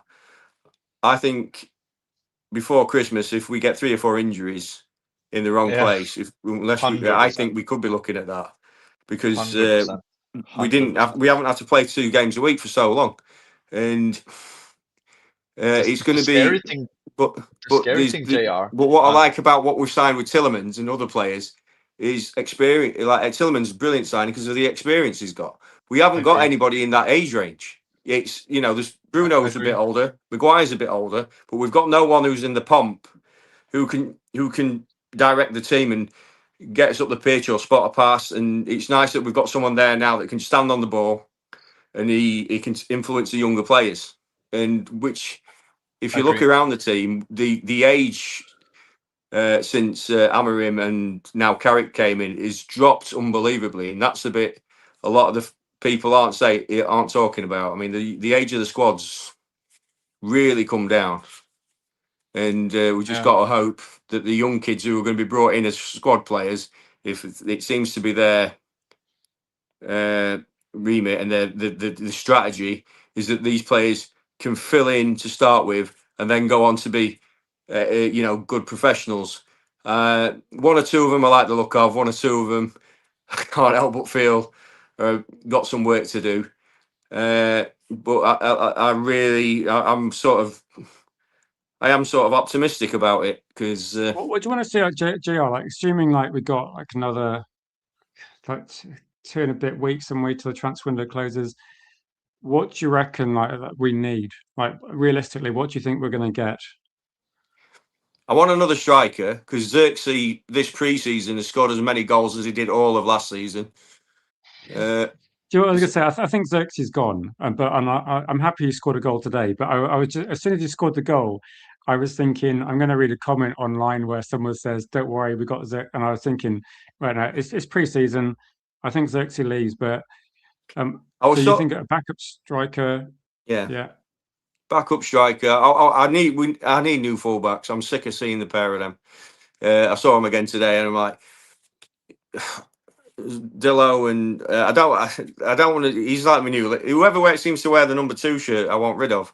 So it was Lindelof for such a long time, because he's the worst centre back I've seen for 10 years. Agree.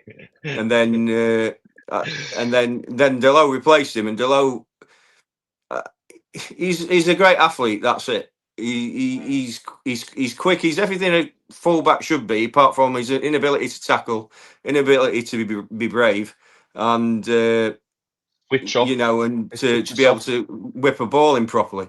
But the Luke Shaw, good player on his day. I mean, last season was an anomaly for him because he never, ever is going to play that many games ever again. So we need to get somebody in. And it seems apparent that he thinks Dogu's a winger. So Dogu won't be playing at fullback. Yeah. Can you imagine JR next season? That's my worry. I think when people are like satisfied with the state of the club, I feel like they lack what you are talking about now. They say hindsight is 2020, but sometimes I feel like it's not like you say it's 3-4 injuries. It's not 6-7 injuries. It's 3-4 injuries, and we are really in trouble because I've been thinking, let's say Shaw is getting injured because he will at some point. Yeah. Okay, is it then he can't play 2 games a week? Is it then Dorgu, or do you then move Masraoui to the left and then you have Dalot? But what if Dalot gets a red card? Then you have The other thing is Masraoui. Helgi, it's not injuries, is it? It's just an amount of fixtures. So I was thinking, are we going to see Yoro on the right and then We are Dallo going or to Masraoui struggle on the so left? much Like, next we're going to season if see. we No, but don't that get was obviously with the Euro thing. That's in his thinking, isn't it? He's like, I ain't got enough what my cover guess here. I is. better move him out. Yeah. And I was thinking, the problem is going to be, like you said, we had a couple of bad defeats last season because we played 2 games in a row. I think one was a Newcastle game, and we looked way off the pace. So I'm thinking, like, oh, Man United are going to go, right, don't worry, we're going to start Maguire in heaven 1 week. The next week we're going to put Yoro into right back position. We're going to move Maz or Dallo to the left to compensate for Luke Shaw not playing this game.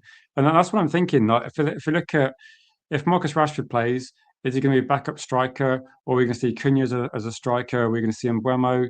And versatility is a good thing, but not if you're reliant on it. Like, it's quite good to have the options, but not if you have to do it every single week. So I think it's a lot of questions for Carrick, and I was just hoping that his jobs are made a bit easier by Ineos making a couple more signings. That's what I'm saying with this one.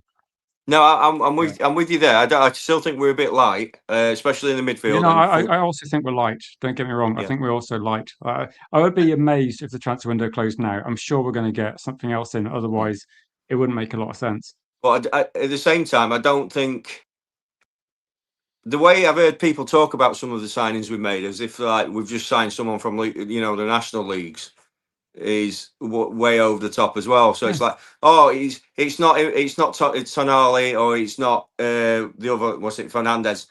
So the rubbish, and it's like, hang on, one sec, right? Fernandez. Do you remember when we signed at Eden Heaven?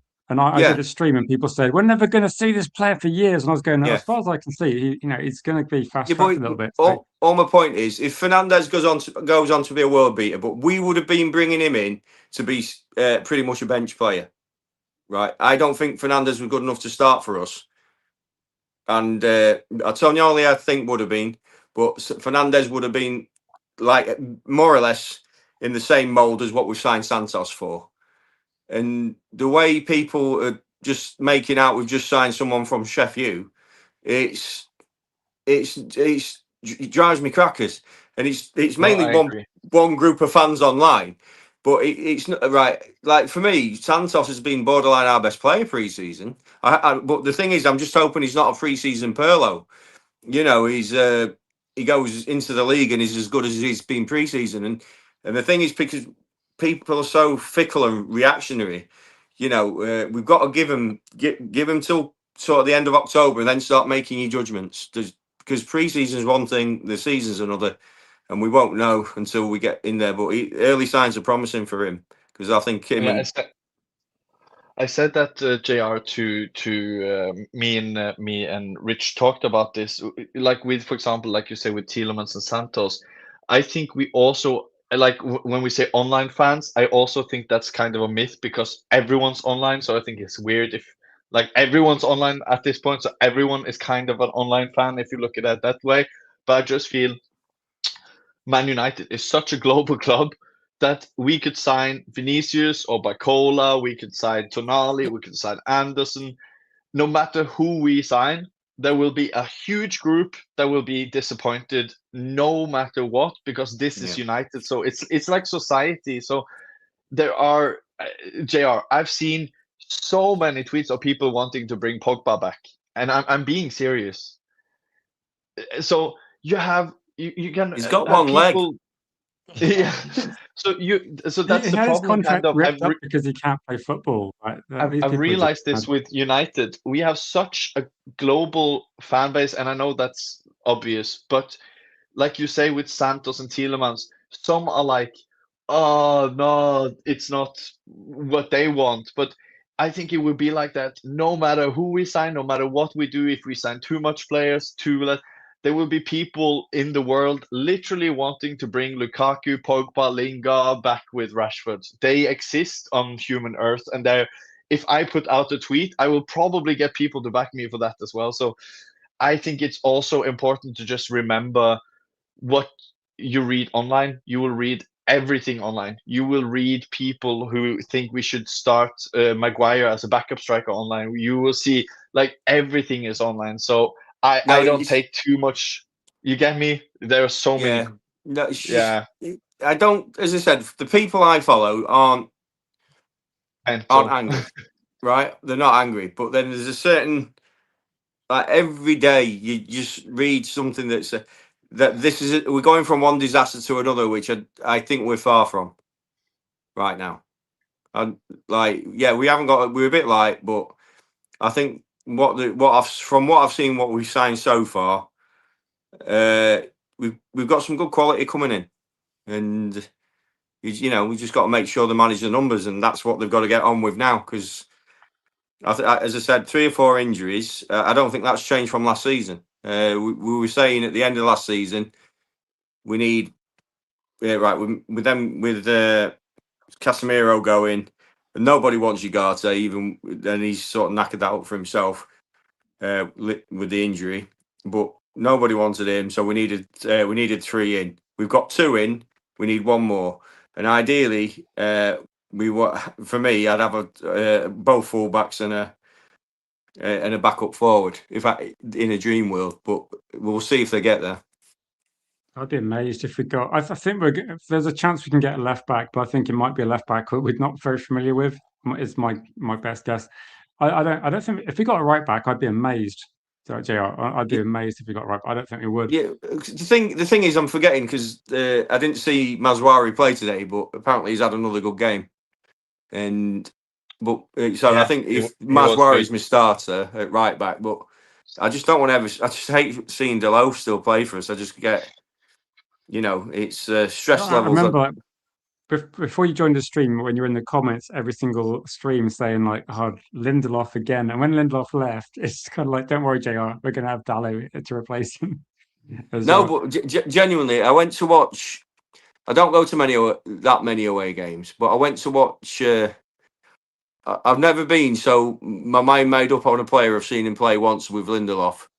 We played Huddersfield away, and they were just sticking it on him from goal kicks, and it was like watching, an under-10s player who hadn't learned to head a ball. And he lost like every single header.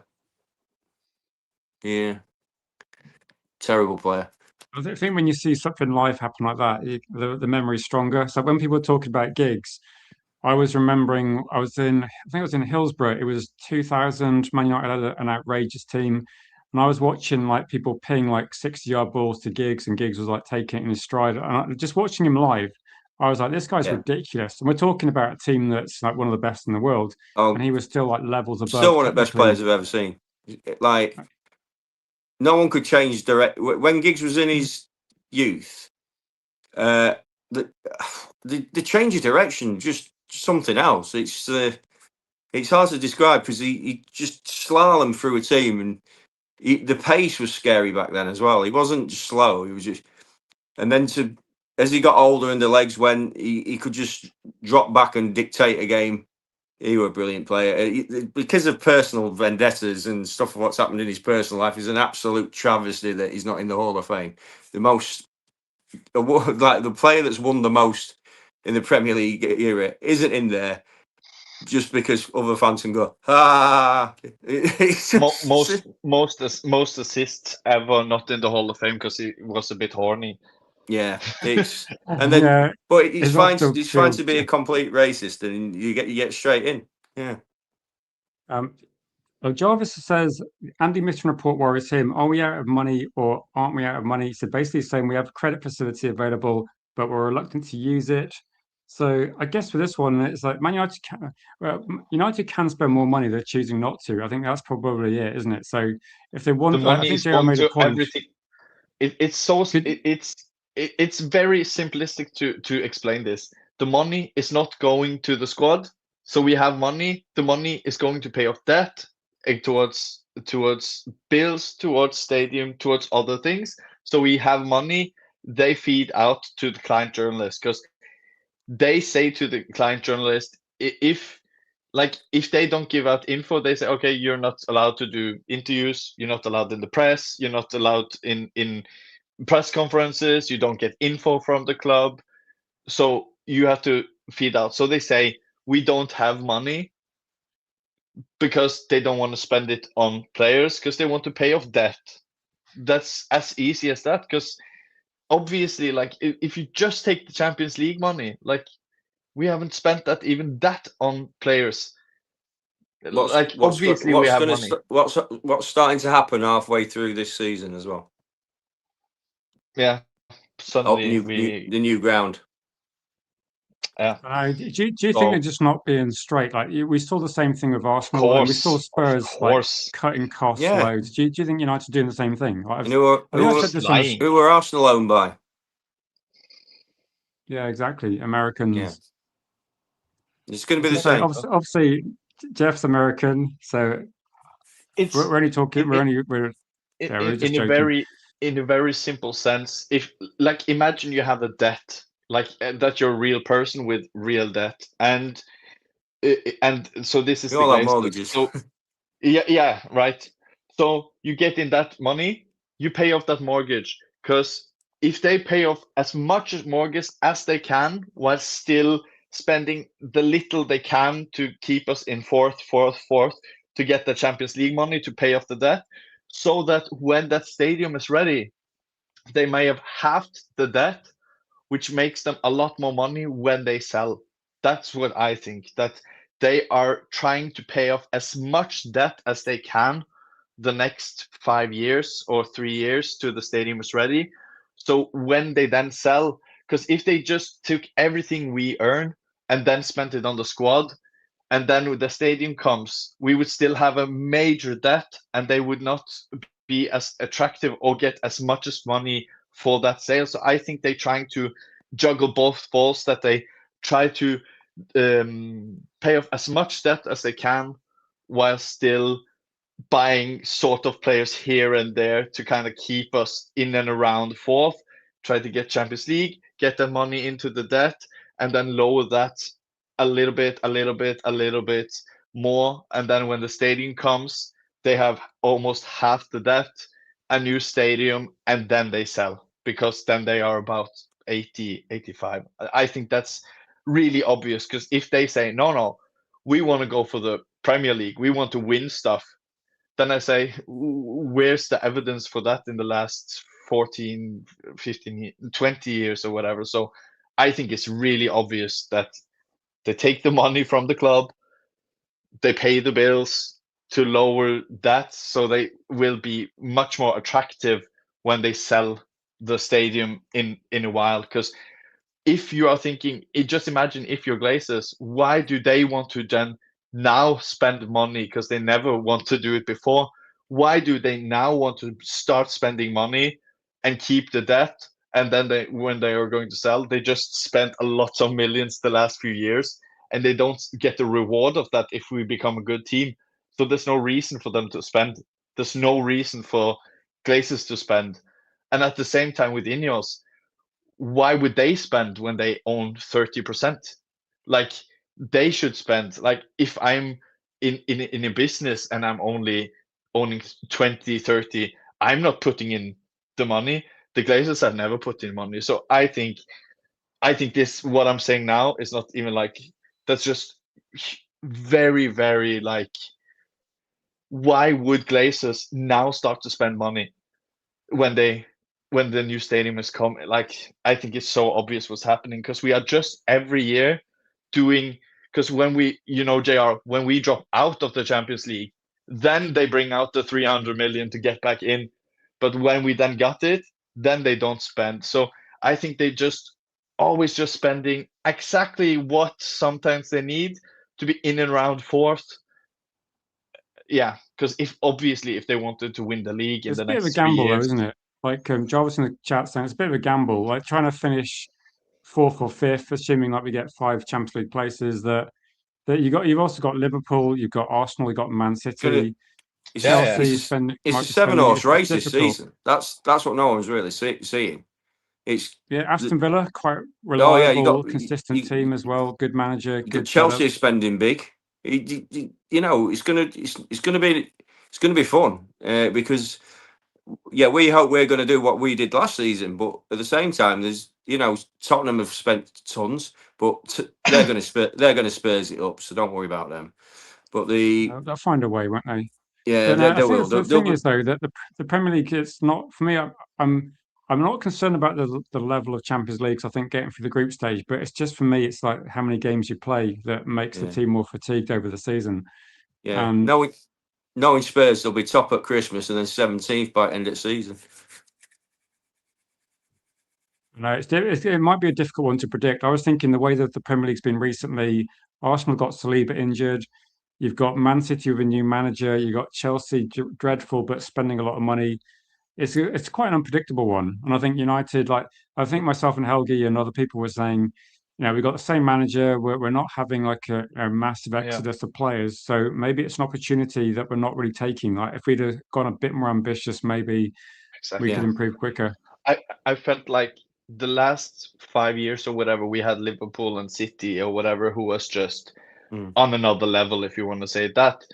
So that's why I am so angry this summer, because I really felt like what Pep is leaving, Liverpool doesn't look good. Arsenal, we have a better attacking line than Arsenal. Yeah, they are solid. They are a better team than us, but it's not they're solid, but they've got ahead. Saliba injured. Yeah, that's what out I mean. for So me I is an feel like interesting one. this was the summer to really pounce. Like Pep has gone. Liverpool look bouncy. Chelsea, what are they doing? Spurs, what are they doing? Arsenal isn't this big. Like this was the summer for me to really go for it and show a vision. Like Helgi, I get it. Everything you say is correct, but at the same time, when I go through looking at our rivals, you right, Arsenal's front three questionable, right? Chelsea's defense, ouch, right? It's every team we're going to come up against are going to be similarly in a state of flux we are. Imagine if we bought 7-8 players, not expensive, 40, 50, whatever. Don't spend big, just invest in the bloody squad, make changes. Don't keep these serial losers who have been here for 10 years who's not good enough. So that's kind of my thing. We keep the shit. The issue is we're not in a position of power and we can't bully them, right? And every team sees us coming unless there's there's a clause in the contract. Just about everybody we go in for, you see it in the press all the time. Tyler Dibbling, 100 million. This player, 100 million. This player, 100 million. As soon as we come calling, and that's taken a bit of restraint this year, because I'm pretty certain they could have got 4 or 5 other players that are questionable if they're good enough, but they're going to be costing 75 upwards. But should we just don't buy anyone then? No, they didn't say that. But what I'm saying is, don't spend 100 million on bags of crap, which we have been spectacular at for 10 years. The problem is not spending lots of money. The problem is if I give 100 million to a homeless guy that's really a drunk. Woodward would have signed him, and then we'd have him for 2 years up front before we realised, I'll give him another 5 years, and even though he hasn't. Like, if we were in the Woodward era now, we're all saying Xerxes scored bugger all goals. Yeah, but Woodward would have come in and give him another 5 years at like 300 grand a week. My thing is, you're joking though, but you never know. Yeah, but give 100 million to someone competent. Like the issue is not spending 90 million on Anthony, on wasting money on Sancho. It's those players. It's not 100 million on Rice who wins you the title. That doesn't. It's about who you spend, because we can use the same argument that you use. I can use that on, we didn't go for João Neves for 100 million. That's too much. So it's much better to buy Ugarte and Fred and stuff like. That's more expensive buying lots of 50 million players shit.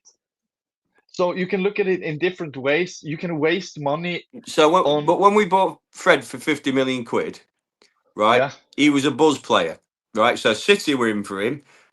Like there were 3 or 4 clubs in for him, and when he would say, "Oh, we've got Fred," and the buzz he came in when again that was another player. So we had the same with Sancho, we had the same with Fred. I'm trying to think all these other players City were after, and we were having it at the same time. And there was one of the reasons why we paid a premium because we're trying to beat City to the players rather than do the absolute basic of football, which is scout the player first, find out what his attitude's like, if he's coming to United other than for the money. And right now, it feels like they're doing that, and all we're getting from fans that are actually they're trying to build a pattern on how to play football and how to do this. As before, we were just chucking stuff at the ball to see what sticks with as much money as possible. And then as soon as they take a step back, everyone's going, "Oh, it's a disaster. We didn't sign flipping what's his name? Who signed for Tognoli for 100 million. I like that player. I think he's a good player, but while he's got a hole in his arse, he's never worth 100 million quid. Right? 85 million for Fernandez is borderline. It's irresponsible as spending like just any money on a hooker. It's just ridiculous, right? It is. People got to start realizing that there's people doing due diligence behind this, and if they don't think 85 million pounds for a bench player is too much money, right? If he comes out and he's like player of the season and Tottenham, right? Whoever was right, we all got that wrong. But I'm pretty certain now Fernandez isn't going to be player of the season, right? And with the way our fan base has gone off with him going to Spurs, right? We've got to just calm down because he's not that good. He's a decent player, and he's going to be a good player in his 20s. But he's not good. 85 million quid, never. I would take Tielemans every day of the week Exactly. instead of Mateus Fernandes, even if Tielemans cost 50, 60. So we all have different. My point is that before we had bankers doing these things, so like there's kind of where we disagree is that it's not the price, it's not the sum, it's not the 100 million, it's not the 50 million, it's not the 70 million. Quality. It's about who buys them, the players. So when Arsenal bought Rice, or when Real Madrid buy Mbappe and he scores top scorer in everything, it's about what you buy, it's not what you spend. So it's like it's like my analogy, like if I go out to the club and like pick up a nice girl and she is like horrible to me, and I'm like, the next time a nice girl is hitting on me, I'm like, no, I'll take the ugly one because the last time a nice one didn't go. That's not how my brain works. You if you go to eat the pasta and the pasta isn't nice, that doesn't mean I never try pasta again, if you get me. So just because we had literally idiots buying players, like people that worked in banks are like, yeah, the Anthony guy is the good guy. That doesn't mean then now when we have more competent people, now we shouldn't get 90 million players just because some idiot spent it on Sancho and Do you think that Anthony healthy? 3 years ago. I agree with what you're saying. Like, if you make one mistake, like it's not, for me, it's not about the cost of the player, it's about the quality. Like Anthony clearly shouldn't cost that much. Yeah. And Sancho shouldn't cost that much.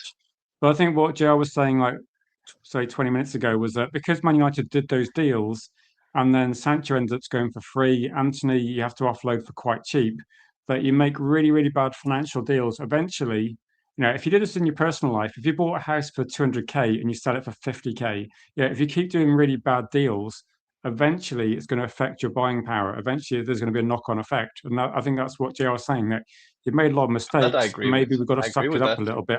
I do think that, you know, I think we can spend if we want to, but maybe we're deciding not to based on a bit of a gamble, like a bit of a long-term gamble. But maybe that's a reason why we're not spending as big. No, so I agree with that. So I'm not oblivious or stupid to see that. I know. We kind of it's just frustrating, isn't it? Paying for our own mistakes. So I get that, but it also depends kind of how you think, what you. So I don't think I'm right. That's very clear. Like I don't think I have the right answer to anything. it's just my Yeah. opinion, how my brain works, Yeah. because Yeah. I'm like this. I was born like this. I like taking risks. I don't like, oh no, I don't want to hit on that girl anymore because last time it didn't go so well. I'm like, let's have it, and I'll take mud in my face once again. I'd rather go and try it instead of being like careful and like, that's not my way of thinking. But that doesn't mean Maybe another question, spending just Helgi. We're loads gonna on have to shit. wrap up quite soon because it's quite late. I'm saying, do you think, like our case says, we buy players for commercial value, clicks and likes, etc. Do you Don't feel think, like I'll that start with anymore. JR, do you think Man United are actually being more sensible? Like Tielemans, we're not buying Tielemans because like Tielemans Yeah. is a Galactico shirt seller. We're not buying Santos because he's like a Galactico shirt seller. We're not getting Thompson from Spurs or other sort of. We're not going to get Page from Leicester for the reason of like people are going to go, right, shit, I need to buy that shirt. So do you think we're being more sensible? Because these are No, they're yeah, I think there's probably I think there's a strategy regarding that. I mean, from what I've right, there's one interesting signing that I've seen this summer. We signed the keeper who's unbelievably highly rated from Swansea on a free. Darlow. No, not Darlow. he is from Leeds, wasn't he? Yeah. He's Oh from yeah, I know what you're thinking about. he's from Swansea, and Sweden. yeah, and whoever the keeper coach is or scout, that kid's, because there was talk of that lad going to, top teams across Europe as potential number one, and he's come in to be like our 4 or 5, but that is some top scouting, and to convince him to come in, he could be potential in 2-3 years. He could be a potential like hurdle for Senna Lomans. He just needs a couple of sensible loans, but it's signings like that's kind of impressive. That they've managed to convince him to come when he could have gone played for from what I'm led to believe, he got like offers from Club Brugge and other teams in Europe, to be number one. And I'm just so signings like that are really good. And like you were saying about the kid from Spurs and things like that's looking good, but people, if we're not successful this season, everything's going to come back to exactly what Helgi's arguing about. And right now, they're just they're pinning their hopes on knowledge, how the team wants to play, and it's just a throwback from just the scattergun effect of the last, spending big money on 2 or 3 players for the last 10 years. And I'm just hoping it's successful, just so it can shut everyone up. Like, Jeff saying a Roscoe was like under 17, under 20 captain for Colombia. I think there's some signings like Santos is under 18, under 23 captain for Brazil. So I think that these players are quality. It's just that they're not in their prime, are they? So they're a bit cheaper. So I kind of like feel like, because I think growing up as, like you said, Joe, as a Man United fan in the 80s, Man United seemed nowhere near. And then when Man United finally got over the line, suddenly they looked like everything was there in place for a long time, wasn't it? Like Dennis Irwin was like the left back for a huge amount of time. You got Pallister and Bruce. And I think with this one, I can't remember when we signed Schmeichel, but he was quite cheap. And I was thinking maybe if I was a super optimistic fan, which occasionally I am, and then sometimes I look at it and go, oh God, why aren't we signing anyone? I think maybe that some of these deals make a lot of sense. I think the frustrating thing is that there's more competition now. There's more teams. Back when Man United were doing it in the early 90s, we only had Blackburn spending crazy money. We didn't have, like, Newcastle was a bit later, Arsenal was later again, so we didn't have much competition. And now you've got Liverpool, Arsenal, Man City, Chelsea, all spending quite big. So I think the Premier League's got tougher at the top, and that's probably the worry I've got. But we've not been. The thing is, we haven't for over 10 years been scouting in them circles where we're scouting now. Exactly. Do you remember like a couple of years ago, JR, and myself, you, maybe Helgi, other people were, and certainly Danny B in the chat was saying Man United need to unearth some players, and I said, Yeah. and I think I said like 2 years ago, Man United at some point, maybe we're going to be linked to a player you've not heard of, because we used to be linked to the obvious signings, didn't we? Like, you know, Gareth Bale, Frankie Yeah. de Jong, and I said maybe we're going to be linked to players we've not heard of. And I said the first reaction is going to be, who the hell are these guys? Like, we need better play. And I think we've gone kind of like full circle, and it's just different people who are annoyed probably. No, no, 100%. That's what it is. And for a long time, everyone used to say, why aren't we signing the likes of Casado or Haaland when they're at Mulder and wherever the Casado was signed before Brighton? And then, because we was linked with him for like when he was £4 million. And then somebody apparently in the Woodward camp said, oh, we'll let him go to Brighton and we'll buy him after. So we haven't been moving in them circles, and now we are, and they're trying to be a bit savvy. It's like, why aren't we signing this player for 100 million? And with how worryingly close I'm led to believe they were on FFP 2 years ago, we'll just see how this strategy goes for a while. I'm sure the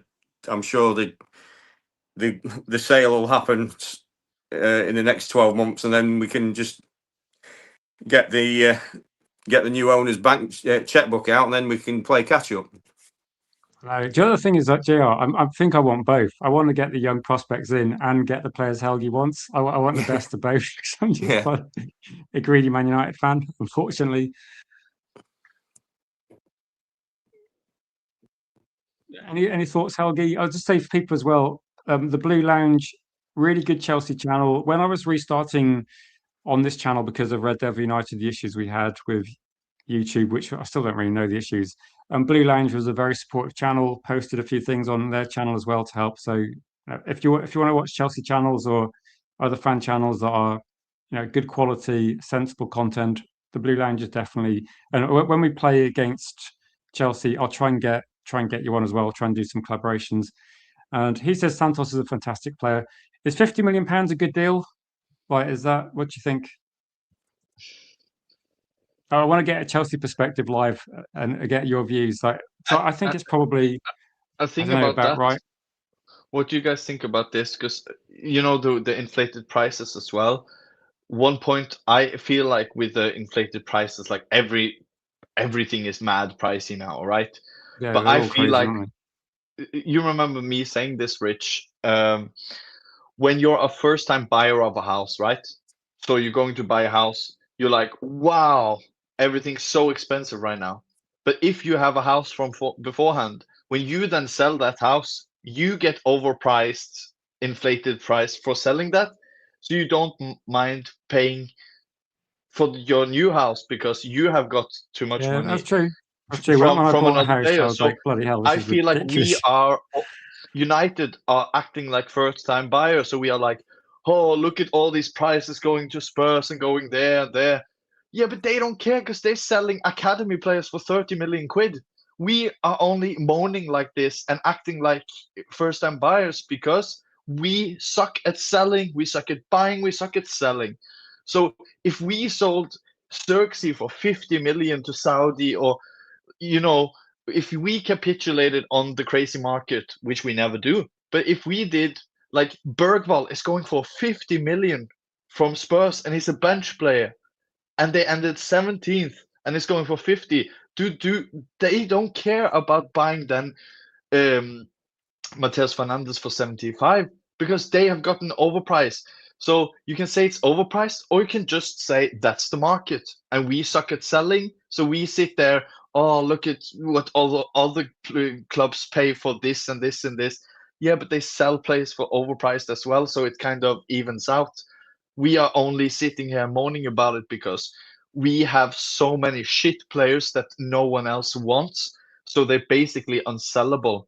Like, there is no interest in any of our players. Like, we could have sold Cunha if we want, or Mbumo or Sesko, because they are wanted, but there are no one bidding ever for sure. Like, in these 11 years, no one is bidding for sure. It's like no one Mason Mount. No one's no going to one bid is for Mason bidding for Mount. Mount. No one wants Maguire. No one wants Lindelof. before we run the contract down. No one wanted Eriksson.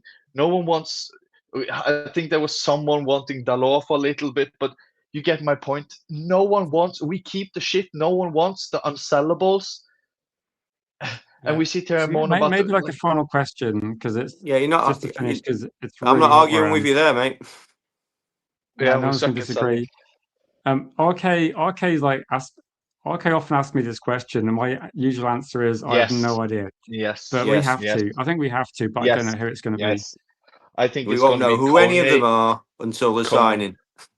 No, who had Tielemans and Santos on their bingo card? Because I had, No. I think I had Edison and Matheus Fernandes. Was like I think that was what I thought was going to happen. Edison, remember Edison, that lad? By the way, I'm so glad we pulled out and then Andrew Santos. Like that switch, I'm so happy with, by the way. And a little bit of positivity from me, because I know I sound really negative, but I genuinely am, because I was expecting one of the best summers in years, because I was like looking You wanted Liverpool, Tonali, City. I was just expecting something. It's like the wedding night, and I was just expecting, and then it comes and she like sleeps on the couch or whatever. Like that's how this summer feels like. So I'm a bit like, but the silver lining is simply that I love our attack, and I just hope we just outscore the opponent. Like as simple as it sounds, and like Neanderthal stupid, but that's No, what it could gets be me Helgi. excited It could about be. next season. It could I be very love much. our attacking players. I love I Mbumo. think it could be very much like 90s football, because last season, myself, we were joking about Kate Cadets, where he said, we're lucky to win. I was thinking, can you imagine social media in 1999? You beat Liverpool last minute in the FA Cup and go, oh, we're lucky. We beat Arsenal last minute. Oh, Man United lucky. It's not sustainable. It's not sustainable. Like, thing is, though, if you can score 3 goals in matches, winning is sustainable. Like, if you can go to Arsenal and score 3 goals, that's sustainable. If you can put 3 past Fulham, a couple past, who else did we beat like quite comfortably? We scored like 2 or 3 versus Forest, like 3 or 4 versus Brighton. If you score goals all the time, winning is sustainable. Like you just got to, if Daniel makes a mistake, but you can score 2 goals, it's not a problem. And maybe that's going to be the ride. Yeah, one of my friends did. He's like a real nerd and statistician about United who goes to the games, and he was saying that what Carrick did compared to the previous season, he's pretty much to the exact number. The games we lost by 1 goal, we won by 1 goal this season. Yeah. Which was unbelievable. So I kind of was thinking we were steamrolling teams and we're going up the league, but we won so many games like by 1 goal. Yeah. In the last 5 minutes, it was. But you create your own luck. We all know exactly. that. We have seen this club create its own luck. It's not luck. It's never luck. They say, "Oh, United are so lucky." They always said that when Ferguson said, "Oh, you're always so lucky. You score at the end. It always goes like not in the post out, but post in." And I'm like, "Yeah, but when you do it for 20 years, it's not luck, mate." And that's what I felt like, kind of, I hope with this. And to put you off with the most deluded thing I've done this summer, I've put in money. I put in 50 quid for Sesko to score 20 goals or more in the Premier League. And now I've put it out there, call me mental, but I just want to put it out there. It probably won't happen, but I just imagine that Serbian beast scoring over 20 goals to get in this season. So Serbian beef. Gets in. I love that guy. I think Ryan made like some sort of bet that Ryan, Mike Berber made a bet that Sesko had to score 20 goals last season, or he was going to buy a Marcus Rashford shirt, and so he had to buy a shirt. But number 14. If you're going to make bets, then we'll wait till Jeebel's back on, Helgi. He'll definitely want to make a bet with you. Big up to Mr. B in the chat. What have you missed? General ranting about the Glazers, I think, Mr. B. So usual things, and lots of questions about transfers, and we've been avoiding them a lot. Can any of us name a realistic defensive midfielder we can buy? Kone. Bergie, Kone. Yeah, that's probably the one, isn't it? Kone would be. I'm telling you now, but I'm telling you now, if we get Kone, even the most negative people that are like, I'm going to hate him no matter what, even those people are going to love him. I'm telling you, he is like certified. He is. Mwah. But the only thing I will say, what I've loved the continuation of from last season, what I've seen pre-season, and with different players, which shows it's working, is the line breaking passes. Yes, because after so long, vertical. Yeah, instead of the Yeah, it's the just handball, around. Yeah, it's I just nice. agree. It's just agree. nice that is still here because I don't. I have to admit, after the last 10 years, I just like someone getting on the ball and getting the wingers away, and it's just nice. It's still here in 2026 pre-season. And one thing I have noticed, and the chat can say if you agree or not, but I think that I didn't like that much last season, but it was so good what Carrick did regardless, because like what else could he done more? Nothing. But the only like thing that I wanted to see more from Carrick was us not being so counter, us being more like up the pitch and pressing. And I've seen that and I know it's only preseason, but it's deliberate because I've seen it every preseason game now. We mix, so we have this high press, and what game was it when Ahmad pressed and then won the ball and then slid it over to Mbeumo? So you can see he's done changes, like really changes tactically to we press really high, and then if that press doesn't work, then we fall really low and wait for them and then counter. And I really like that mix because I think it was too one-dimensional maybe last season, but I can really see he's like deliberately done something else this season with the way he wants the front men to press and the way he presses with everything. So that's been credit to Carrick. I've been really impressed with, because no matter who has played what half, youngsters, whatever, I've seen the same pattern in like the way we have pressed, and that's impressed me about Carrick, to be fair, because I like that.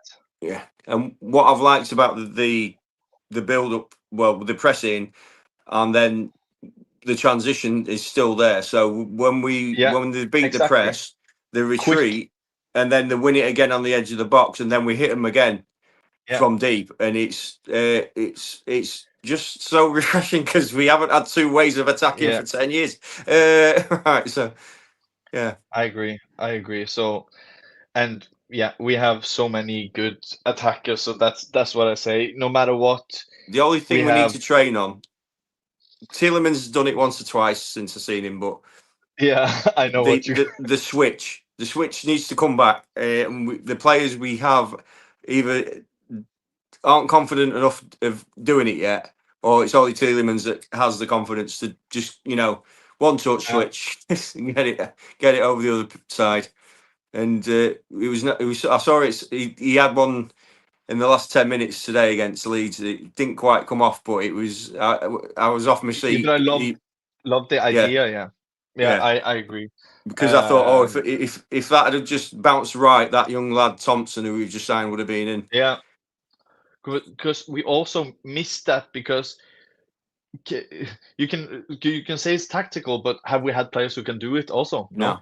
Now, maybe this one, it's going to be good that we're not reliant 100% on Bruno to set up those sort of things as well, having someone that's also able to. Casemiro didn't do those switches. Mainu, I love Mainu. He's so good at, but he doesn't do those switches. Yeah. So I just think bringing in Tielemans with his foot, when you have Tielemans and Bruno who can feed, Cunha, Mbeumo, Ahmad, who can then feed Sesko, I think we have a lot of good passes. So I think we have a lot of like quality. We can play better football than them. If you put it really simple, put tactics away, we have really good footballers now. Yeah, but we haven't even seen Cunha and Bruno properly yet in pre-season. Like the Bruno With Fernandes There's is a going to be lot to great. come back. Tielemans. We haven't seen Sesko. We haven't seen Exactly. Mainu. You know, Yeah, him who Mainu. shall not be named. And Yeah. Exactly. There's a And lot. The thing is, like Man United have actually got a lot of goal threat in their team now, something we Yeah. haven't had. So, and I think that's why I was saying with like people that are negative that I think we're going to score goals, but I yes. don't. The worry I've got is I don't think we can yeah, shut we teams haven't seen out. our first choice centre backs either. No. No, And which ones are they? yeah, Well, who they were before they got depends on who injured. you Yeah. ask. Are they Depends on who is. available? Or are they? But one thing I do like with Tielemans, and I don't know if this is just a me thing, but when we were good, you remember those days, we had Carrick. Even though Carrick wasn't known for long shots, he sometimes tried. We had Scholes. We had certain people who tried long shots. And I'm not saying we should have lots of people just firing outside the box. I'm just saying we've missed someone taking that gamble because you know how many times under Ferguson have someone tried a long shot Yeah. and the keeper has done a bad save and we've Yeah, scored I was the going to say that deflection. eliminated Belgium in the World Cup. We have Like, done that having a so many shot. times. No, And but Tielemans, that's what I got infuriated with Collier. Second half, the last 10 minutes against Leeds. The ball came to him and he sat up like, and you just going, hit it. And he sort of half-headed it out to the winger.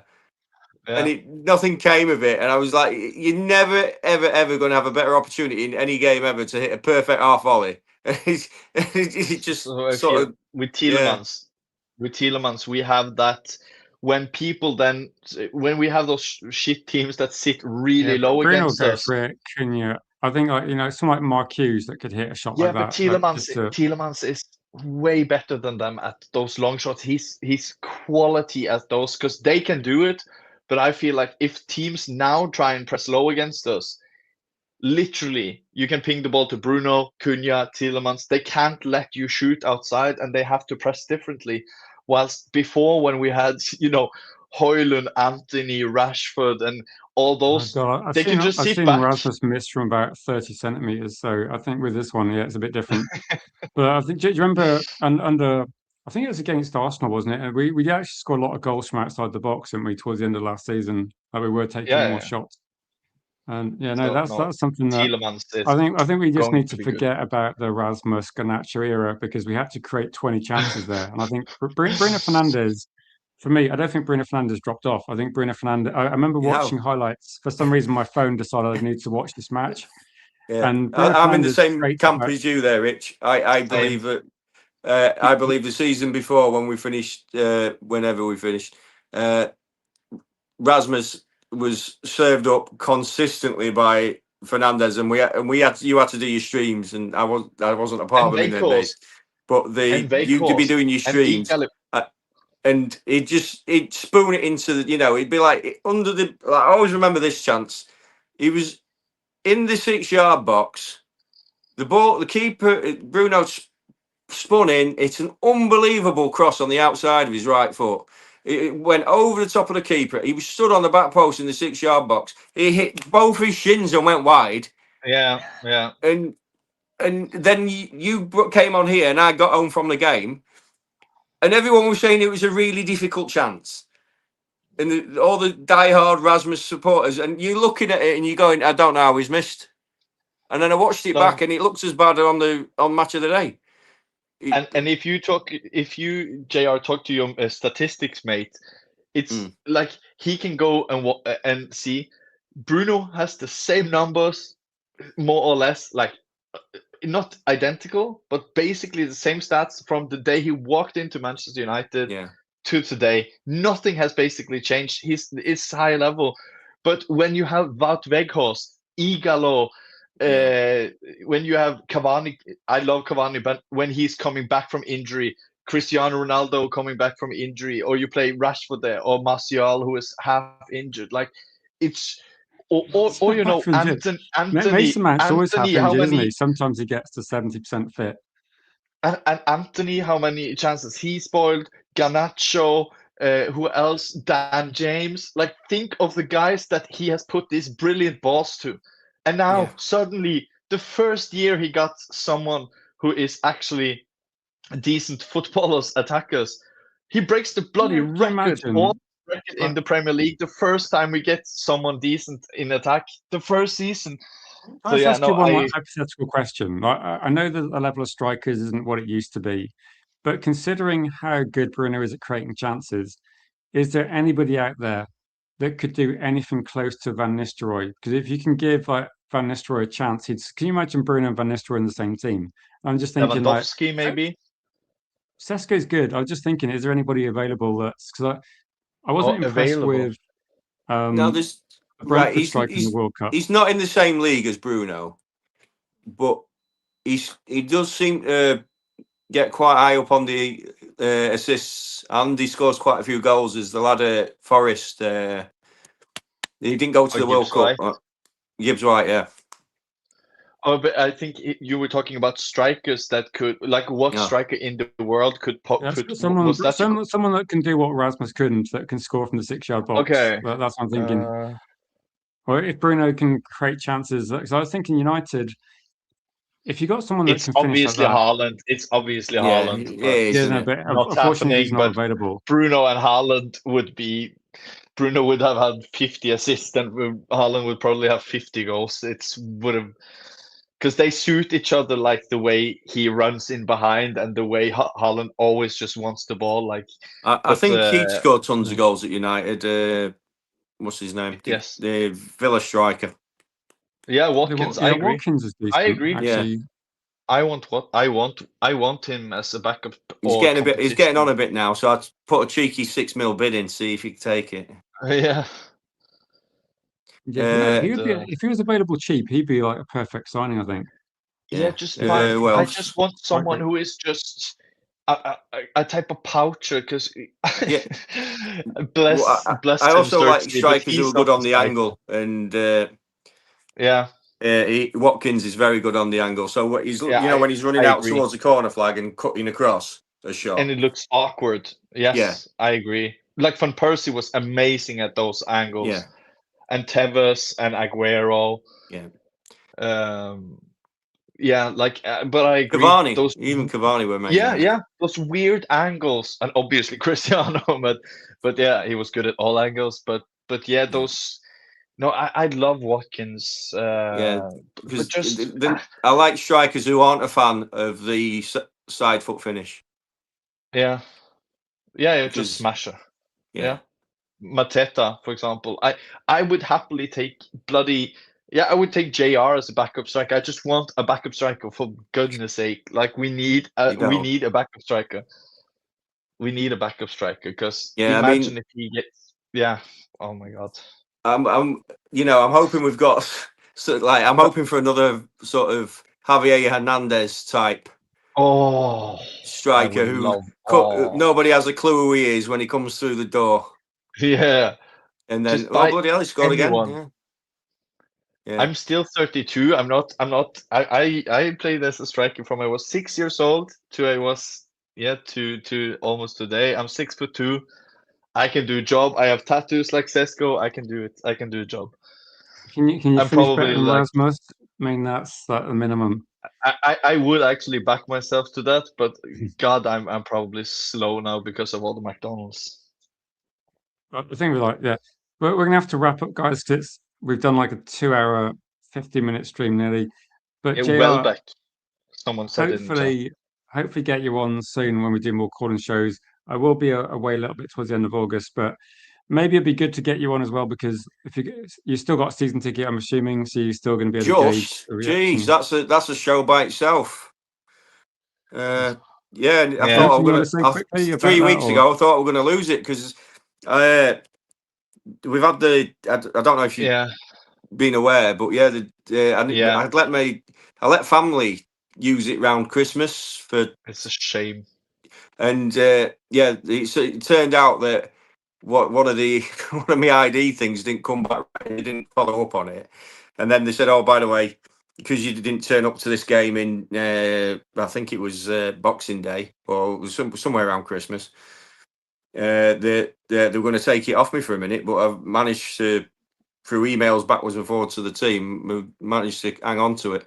But the thing is, like, me and my brother sort of share it a bit, and the fact that they're getting, like, it's getting to the stages where they're going to be scanning your retinas to get in, I think.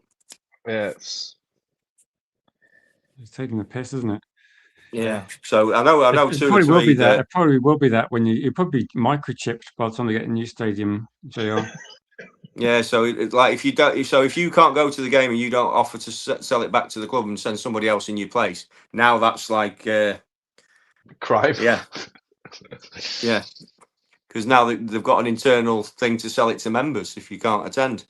And if you don't give them first option and you give it someone else, that the other person will get sent when they turn up to the game and it's not you, it'll be you'll get the game. You can get the ticket taken off your friend, and then you can get your season ticket cancelled. So, I don't know what's going to happen with that moving forward. Yeah, it's crazy. But yeah, so it went back to, yeah, they were sending me all sorts of letters, emails about it, and for what, a week or so, I thought, oh, we're done. I thought, hang on, I'm not going to go. But luckily, was it last Wednesday, Tuesday? They said, yeah, it's all gone through. So there we go. But I've never broken really a law properly in my adult life, and now I'm getting done by the Ineos police. I just want to answer a question from the chat I see, because Almac has been asking 3 times now, I think. So I think he deserves an answer on thoughts. He was asking about, like, basically his questions is like, do you think Santos is going to play every game? And Thielen, I think so. But I don't. You said, do you think Tielemans is the main replacement? You asked, and I say, I don't see a starting 11. Like, we shouldn't have one starting 11. So, but yeah, I agree with you. I don't think Tielemans the main.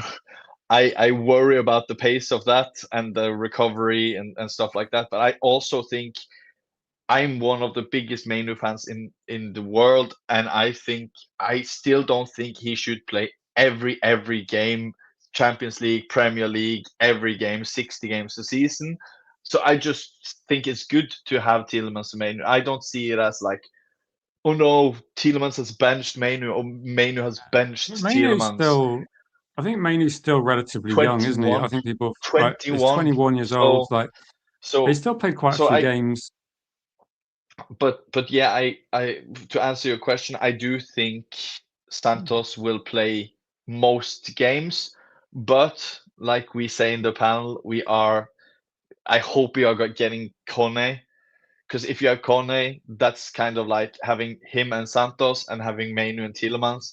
That's a very good four that I'm happy with. So it's good that's options, my isn't hope. it? That's my hope. I'll just answer this question as well. Mr. B, have you got any friendlies? We got Ruben Amorim's AC Milan, who I don't think Ruben Amorim's AC Milan have yet won a game. AC Milan fans are suffering, and Man United fans will know what that means. That's his favourite word, isn't it? Do you know, I'm actually really looking forward to that match, and I hope Me too. Honestly, I hope Manu and Rashford play in that match, because I think we're going to see the best version of those players if they do, and that's what I'm hoping. But if I do a thumbnail, I might have like Ruben Amorim and Manu or something. I don't know. I'm not sure exactly when that game is. I'll need to check. No, I think you're spot on about Manu and Tielemans. I think you need be able to, we're going to have to be able to rotate, and yeah, I think it's a good thing. And I really like Tielemans, but he's a passer, and what Manu does, what Tielemans doesn't do, is he can he can break the lines with his dribbling. Yeah. No, I agree. I think different horses with different courses. I think sometimes Manu will not be in form. He's a young kid. He will be inconsistent. That's the only thing that is consistent with young players, is that they are inconsistent. So I just think it's good, because obviously Højlund and stuff like that. But I think one thing we have done very wrong the last years is over relying on youth. Like that, as soon as we have young player coming through, we are just like, okay, now we're not signing a starting 11 player. We are just playing him every week. And then, so I just think it's really good. I loved that because I hated the Ineos rule or whatever, don't buy over 25. Like when I grew up, even though I'm not that old, but I hate, like when we bought players before that was 27, 28, 29, we say, oh, that's the cherry on top. That's when they're in their That's usually prime. like when you look at But teams that win the World Cup, generally you have like an yeah, average age of like say 28, 29. You've got yeah. experience And there, but then you have a mixture of now youth. when you So buy I someone don't that mind is that. 28 or whatever, they say it's old, and I'm like, what world do you live in? So I know I love that we went against it and bought Tielemans. I would have loved us to buy plenty more 29-year-olds. I would love it because I love us buying young, but I would love us also to buy people that aren't Yeah, 33, Helgi, there's people still that aren't time. 20, but people. Robinson, That's why could I that be love happen? Kone as well. The thought of Kone because he's 25. So you have Santos and Mainu who's 21, 22. Then you have Kone, and then you have Tielemans who's like 29 or whatever. So say in 3 years, Kone will be 28. Tielemans will get replaced. Kone will be 28, reaching his peak, and then Mainu and Santos will be like 25, and then we get a new one younger in. So you keep like I like the age profile of Kone that he's 25 as well. So yeah. Yeah, I agree. I agree that makes perfect sense, which is why it won't happen probably. It's too sensible. Right, I'm gonna have to go because I'm really hot in this room, and I want to say a Same. big thank you to Don Helgi. It's been like a long time because we've been on holiday, and I know you did like an epic Yeah. stream when I was abroad, and that was I couldn't believe you streamed for like 5 or 6 hours overnight. I think you messaged me, and I was like an hour ahead, and I was thinking, damn, that's late. But no, big up to you, Helgi. Sometimes it's difficult, isn't it? Like sometimes it just ends up being like a long time as well. Um, Shh, Mr. B, be quiet. We don't talk about that one. Still not as Also, embarrassing as JR, losing a European final to Spurs. I agree. they're equally disappointing, aren't they? And JR, big up to you as well. And also the people that joined the stream hours ago, thank you for calling in, for And the Kurles, chat, Bilal, and who else came on? Neil Jeff. and Tyrone, Jeff, lots of legends in tonight as well. So big up to you guys. Yeah, all we need basically is like a regen of like Giggs, Best, Keane, Van Nistelrooy, and we'll be all fine, aren't we? Yeah. Is that too But much to get ask some for? sleep, guys. Get some sleep. There's only one question: is the right player? No, Nicky.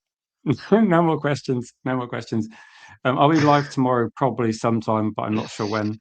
And until then, guys, enjoy the rest of. Actually, there's no day left now. But yeah, I'll speak to you guys tomorrow. Big up JR, big up Helgi, and thanks everybody See for you guys. watching.